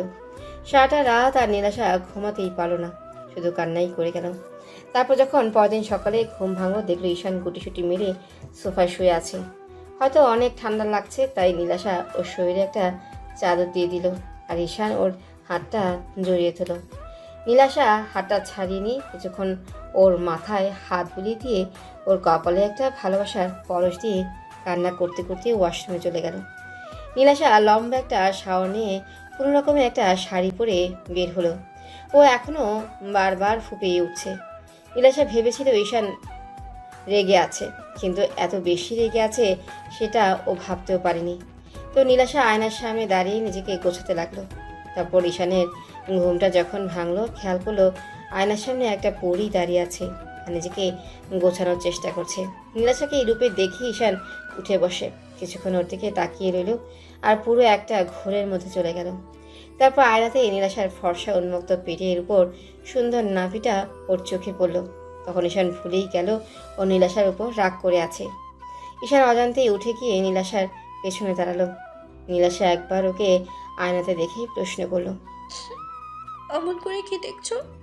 আমার বউটাকে দেখছি। কেন, আমি কি তোমার দিকে তাকাতেও পারবো না? না, মানে আসলে কালকে তো তুমি বলেছিলে তুমি আমাকে। ওকে পেছন থেকে খুব শক্ত করে জড়িয়ে ধরল। তারপর যখনই ওর পেটের উপর 2 হাত রেখে তার উপর ঘাড়ে আর গলায় নাক ঘষতে আরম্ভ করলো, সাথে সাথে নীলাশা চোখ জোড়া বন্ধ করে নিল। ও এখনো বারবার ফুপিয়ে উঠছে। ঈশা নীলাশার ঘাড়ে আর গলায় কিস করতে আরম্ভ করলো। নীলাশার বুকটা ক্রমশই উঠানামা করছে, ওর নিঃশ্বাসটা ভারী হয়ে আসছে। নীলাশা আর থাকতে না পেরে ঈশানের অবাধ্য হাতগুলো পেটের সাথে খুব শক্ত করে চেপে ধরল। ঈশানের প্রত্যেকটা স্পর্শে নীলাশা পুরো উন্মাদ হয়ে যাচ্ছিল আর ঈশান ততটাই আদরের মাত্রা বাড়িয়ে দিচ্ছিল। ঈশানের রোমান্টিক অত্যাচারে নীলাশা আর থাকতে না পেরে ঈশানের দিকে ঘুরেই ওকে বিদ্যুৎ গতিতে জড়িয়ে ধরল। ঈশান নীলাশার মুখটা তুলে খেয়াল করে ওর গোলাপির পাপড়ির মতো ঠোঁটজোড়া এত বেশি কাঁপছে যেটা বারবার ঈশানকে কাছে টানে। ঈশান নীলাশার মিষ্টি ঠোঁটের স্বাদ নিতে ওর 4 ঠোঁট এক করে দিল। সাথে সাথেই নীলাশা ওর চুলগুলো আঁকড়ে ধরে রেসপন্স দিতে আরম্ভ করলো। এভাবে 5 মিনিট যেতে ঈশানের মনে পড়ে গেল নীলাশা একটা সময়কে ইগনোর করেছে। নীলাশার করার প্রত্যেকটা অবহেলার কথা মনে পড়তে ঈশানকে ধাক্কা দিয়ে দূরে সরিয়ে দিল। ঈশানের এমন বিহেভে নীলাশা অবাক হয়ে ওর দিকে তাকিয়ে রইল। তারপর বলল, কি হলো, তুমি এভাবে সরিয়ে দিলে যে? নীলাশাকে এমন অবস্থায় দেখে ঈশান নিজেকে সামনে রাখতে পারছিল না। ঈশান কথাটা ঘোরানোর জন্য আর নীলাশাকে কষ্ট দেওয়ার জন্য বলতে লাগলো, তুমি কি ভেবেছো আমি তোমাকে এত সহজেই মেনে নেব? এটা তো শুধু তোমাকে কষ্ট দেওয়ার জন্য করলাম। তোমাকে আমি বারবার কাছে টেনে নেব, কিন্তু স্ত্রীর অধিকারটা তুমি আমার কাছ থেকে কখনোই পাবে না। সবসময় শুধু তোমাকে এমন করে কষ্ট দিয়ে যাব। ঈশানের বলা প্রত্যেকটা কথা নীলাশা বুকের তীরের মতো পিঠে। ও তাড়াহুড়া করে ঈশানের সামনে আসলো। তারপর ওর একটা হাত ধরে চুমু দিয়ে বলতে আরম্ভ করলো, বাবু প্লিজ আমাকে মাফ করে দাও, আমি অন্যায় করেছি, তার জন্য শাস্তি দাও। তারপরও কাছে টেনে নিয়ে এমন করে কষ্ট দিয়ে দূরে সরিয়ে দেও না। আমি থাকতে পারবো না তোমার স্পর্শ না পেয়ে। প্লিজ আমাকে একটাবার বুকে জড়িয়ে নাও। আমি প্রচন্ড পরিমাণে মিস করছি তোমার পাগলামি। প্লিজ আমাকে আগের মতো ভালোবাসো। কখনোই না, তোমাকে আর একটা মুহূর্তের জন্য আমি ভালোবেসে নিজে বুকে জড়িয়ে নেব না। তুমি কি ভেবেছো আমি সবটা ভুলে গেছি? কখনোই না। ঈশান কথাটা বলে এই গাড়ির চাবিটা নিয়ে বেরিয়ে পড়লো। আব্বু আম্মু ওকে ডাকাডাকি করলো, কিন্তু ও কারো কথাই শুনলো না। আম্মু তাড়াহুড়া করে নীলাশার রুমে এসে দেখলো নীলাশা ফ্লোরে বসে কান্না করছে। আম্মু বিষয়টা বুঝতে পেরে ওকে জিজ্ঞেস করতে নীলাশা সবটাই বলল। সব শোনার পর আম্মু চুপ করে রইল আর নীলাশা কান্নাই করতে লাগলো। আম্মু ওর পাশে বসে ওর মাথায় হাত বুলিয়ে দিয়ে বলতে লাগলো, মামুনি তুমি শান্ত হও। দেখো ঈশান তোমার ওপর রাগ করে আছে, একটু কষ্টটা সহ্য করে নাও। এতগুলো দিন ধরে ছেলেটার রাগটা জমিয়ে রেখেছে, তুমি হয়তো জানো ওর রাগটা একটু বেশি, তার জন্য হয়তো তোমাকে এমন করে কষ্ট দিল। তুমি কান্নাকাটি করো না, দেখো সব ঠিক হয়ে যাবে। আম্মু, আমি যে আর পারছি না। তোমার ছেলে আমি এমন করে ইগনোর করলে আমি কি করে সেটা সহ্য করবো বলো? আমার মরে যেতে ইচ্ছে করে। ও কালকে রাতে থেকে আমার সাথে মিসবিহেভ করছে, সেটাও আমি মেনে নিয়েছি। আর আজকে আমাকে এমন করে কাছে টেনে নিয়ে দূরে সরিয়ে দিল। তোমার ছেলে বলেছে আমাকে কখনো স্ত্রীর অধিকার দেবে না। এগুলো শোনার পর আমি কি করে নিজেকে ঠিক রাখবো বলো? পাগলি মেয়ে, এমন কিচ্ছু হবে না, তুমি ঠিক ওকে মানিয়ে নিতে পারবে। দেখো ও একটু পরে এসেই তোমাকে সরি বলে দিবে। আম্মু নীলাশাকে বুঝিয়ে তারপর ওকে খাবারটা নিজ হাতে খাইয়ে দিল। আম্মু নীলাশার কান্নাকাটি দেখে ঈশানকে কল করে আর বাসায় আসতে বলল। ঈশান কোনো কথা না বলেই ফোনটা কেটে দিল। আম্মু রাজকে ফোন করে ঈশানকে বাসায় পাঠিয়ে দিতে বলল। রাজ ঈশানকে খুঁজে বের করে কিছুক্ষণ ওকে বোঝালো। তারপরও সারাটা দিন ঈশান আর বাসায় ফিরল না, যার জন্য নীলাশা সারাদিনই কান্না করলো। তারপর সন্ধ্যা থেকে ঈশান বাসায় ফিরতে নীলাশা দৌড়ে গিয়ে সবার সামনে ওকে জড়িয়ে ধরে কান্না করে বলতে লাগলো, ভাবো আমাকে মাফ করে দাও, রাগ করে থাকলে তার জন্য শাস্তি দাও, তারপরে এভাবে নিজেকে কষ্ট দিও না। তুমি সারাদিন বাসায় নেই, জানো আমার কতটা টেনশন হচ্ছিল। তুমি তো এখন আমাকে কষ্ট দিতে পারো, সেটা কাছে থেকে দাও। তুমি বলেছো আমাকে কষ্ট দিও, যত পারো কষ্ট দিও, আমি সব সহ্য করে নেব। তারপর এভাবে দূরে দূরে থেকো না। আমার কতটা টেনশন হচ্ছিল তোমার জন্য তুমি জানো না কলেজে। আমি এইসব নিতে পারছি না, প্লিজ এরকম পাগলামি করো না। যান। ঈশান নীলাশাকে ছাড়িয়ে নিয়ে এই রুমে চলে গেল আর নীলাশা সেখানেই দাঁড়িয়ে কান্না করতে লাগলো। আম্মুকে বুঝিয়ে রুমে পাঠিয়ে দিল। ঈশান ফ্রেশ হয়ে বেরিয়ে আসতে নীলাশা ওর পাগুলো জড়িয়ে ধরলো আর কান্না করে বলতে লাগলো, তুমি আমার সাথে এরকম কেন করছো? বুঝতে পারছো না তোমার পাগলামির কষ্ট হচ্ছে? প্লিজ বাবু, পাগলামি করো না। আমি তোমার ইগনোরটা নিতে পারছি না। দরকার পড়লে তুমি আমাকে নিজের হাতে শেষ করে দাও, তারপরে ওই কষ্টটা দিও না। তুমি আমার এতটা কাছে থেকে এত দূরে সরে যাচ্ছ কেন? আমি থাকতে পারছি না তোমাকে ছাড়া করে। বলেছি না আমি তোমাকে কষ্ট দেব, এখন থেকে দেখবে কষ্ট কাকে বলে। এর থেকে বেশি কষ্ট তোমাকে দেব। তুমি না পাবে আমার ভালোবাসাটা, না পারবে আমার সাথে থাকতে। দাও দাও, আরো কষ্ট দাও, তারপরেও নিজেকে আমার থেকে দূরে সরিয়ে দিও না। আমাকে ইগনোর করে নিজেকে কষ্ট দিও না। আমি জানি তুমি আমাকে কষ্ট দিয়ে নিজেও ভালো নেই। যত যত পারো কষ্ট দাও, তারপরে এইভাবে রাগ করে থেকো না। আমি তো জানি তুমি কত বেশি কষ্ট পাচ্ছ। আমি বুঝতে পারছি তুমি হয়তো আমাকে কখনোই ভালোবাসবে না, তাই না? আচ্ছা ঠিক আছে, কালকেই আমি শহরে চলে যাব। আমি বাসায় চলে যাব আর এই শহর ছেড়ে চলে যাব, তোমার লাইফ থেকে চলে যাব। একবার কষ্ট পাবো, সেটাই না হয় সহ্য করে নেব। তোমার থেকে দূরে সরে থাকলে তুমি বুঝতে পারবে আমার কতটা কষ্ট হচ্ছে। সবাই তোমাকে দূরে সরিয়ে দিয়েছি, সেদিন থেকে তুমি যতটা কষ্ট পেয়েছো তার সম পরিমাণ কষ্ট আমিও পেয়েছি। হয়তো নিজেকে কষ্ট দিতে পারি, আবার ধরে রাখতেও পারি। প্রত্যেকটা রাতে আমি তোমার জন্য কান্না করেছি, সেটা শুধুমাত্র উপরওয়ালা জানে। আমি তোমাকে বোঝাতে পারিনি, আর তুমি আমাকে এমন করে ইগনোর করছো। আমি তোমার এই কয়েকটা দিনের অবহেলাটা নিতে পারছি না, তাহলে সারা জীবন তোমার সাথে থেকে এত কষ্ট কি করে সহ্য করবো? আমি খুব শীঘ্রই মরে যাবো। দেখো, তোমার এই অবহেলাটা না নিতে পারবো না। তোমার থেকে হারিয়ে যাবো, খুব বেশি কষ্ট পাবো। আর আমাকে হারিয়ে ফেলার পরেই বুঝতে পারবে আমি তোমাকে কতটা ভালোবাসতাম। ঈশান নীলাশার কথাটা শুনেই ওর চুলের মুঠি ধরে টেনে উঠালো। তারপর উঠেই ওর গালে সজোরে কয়েকটা থাপ্পড় মেরে দিল। সাথে সাথেই তারপর ওর মুখের কাছে মুখ টেনে রাগী কণ্ঠে বলতে লাগলো, তোর সাহস কি করে হয় তুই এইরকম কথা বলিস? তুই মরতে পারবি না, আমি তোকে মরতে দেবো না। তোর সাহস কি করে হয় আমাকে ছেড়ে যাওয়ার কথা বলিস? তুমি আমাকে এমন কষ্ট কেন দিতেছো? তাহলে যখন ছেড়ে যেতে দেবে না আর মেনেও নিবে না, তাহলে এর থেকে এত কষ্ট কেন দিতেছো? কেন? নীলাশা কথাগুলো বলেই কান্না করতে লাগলো। আর ঈশান ওর চুলগুলো সেভাবেই ধরে রাখলো। নীলাশা ফুপিয়ে ফুপিয়ে উঠছে। ব্যথা নীলাশা চোখ মুখ কুঁচকে রেখেছে। ঈশান ওর কষ্টটা সহ্য করতে পারলো না। যে মেয়েটাকে কিনা এত ভালোবাসে সেই মেয়েটাকে এভাবে কষ্ট দিচ্ছে। ঈশান নীলাশার কান্নাটা থামানোর জন্য ওর ঠোঁটজোড়া ঠোঁট দিয়ে বন্ধ করে দিল। তারপর ইচ্ছে মতো কিস করতে লাগলো। 5 মিনিট ঈশান একাই রেসপন্স দিল। নীলাশা থেকে কোনো রেসপন্স না পেয়ে ছেড়ে দিতে গেলেই তখন নীলাশা থাকতে না পেরে ওর সাথে রেসপন্স দিতে লাগলো। এবার নীলাশা ঈশানের চুলগুলো আঁকড়ে ধরে পাগলের মতো কিস করতে আরম্ভ করলো। কিছুক্ষণ পর ঈশানের ঠোঁট জোড়া ছেড়ে দিল। আর নীলাশা ভাবলো ঈশানকে দূরে সরিয়ে দিবে, তাই ফুপিয়ে উঠল। তারপর বুকের উপর থেকে শাড়ির আঁচলটা ফেলে দিয়ে ঈশানকে বুকের সাথে শক্ত করে চেপে ধরলো আর চোখ জোড়া বন্ধ করে রাখলো। এবার ঈশানও পাগড়িটা সারা বুকে কিস করতে আরম্ভ করলো। ঈশানের স্পর্শে নীলাশার নিঃশ্বাসটুকু ভারী হয়ে যাচ্ছে। নীলাশা এখনও ফুপিয়ে উঠছে। ঈশান আর দেরি না করে ওকে কোলে উঠিয়ে নিল। নীলাশা ঈশানের বুকে মুখ গুজে দিয়ে দিল আর ওকে খুব শক্ত করে জড়িয়ে ধরে বলল, কাছে রেখে যতবার কষ্ট, তারপর এরকম স্পর্শ দিয়ে দূরে সরিয়ে দিও না। তোমার স্পর্শগুলো পেলে আমি ঠিক থাকতে পারি না নিজেকে। তারপর এরকম করে কষ্ট দিও না প্লিজ।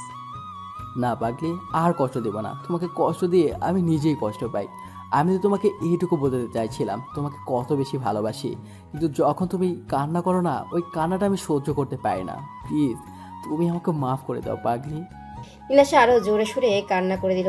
ঈশান ওকে নিয়ে বেডে চলে গেল। তারপর ওকে বেডে শুয়ে দিয়ে ও সারা মুখে কিস দিতে লাগলো। নীলাশা বারবার ঈশানকে শক্ত করে বুকের সাথে চেপে ধরছিল। তখন ঈশান বলতে লাগলো, 1 মিনিট দাঁড়াও। নীলাশা হতবাক হয়ে গেল। তারপর ঈশান ওকে ছেড়ে দিতেই নীলাশা রাগী চোখে তাকে বলতে আরম্ভ করলো, আমার সাথে মস্কারি? আরে বাবা দেখো ওরা কেমন করে তাকিয়ে আছে। ওরা যদি এমন করে তাকিয়ে থাকে, ওদের সামনে আদর দিলে কি তোমার লজ্জা লাগবে না, নাকি তোমার ভালো লাগবে বলো জান? নীলাশা লজ্জা পেয়ে ঈশানের বুকে মুখ লুকিয়ে ফেলল। ঈশান ওকে শক্ত করে জড়িয়ে ধরতেই নীলাশা বলতে লাগলো, দেখেছো, একটুও মনে ছিল না। ওদের চলে যেতে বলো না বাবু। এই যে ভাইয়েরা অনেক কান্নাকাটি দেখেছেন, এখন রোমান্সটা আমাদের মধ্যেই থাক। ওইগুলা পরে একদিন অন্য কোথাও থেকে দেখে নিয়েন। এবার ওদের ভালোবাসাটা খুব গভীর হবে। দুজনে মিলেমিশে একাকার হয়ে যাবে। তো ভালো থাক ভালোবাসা।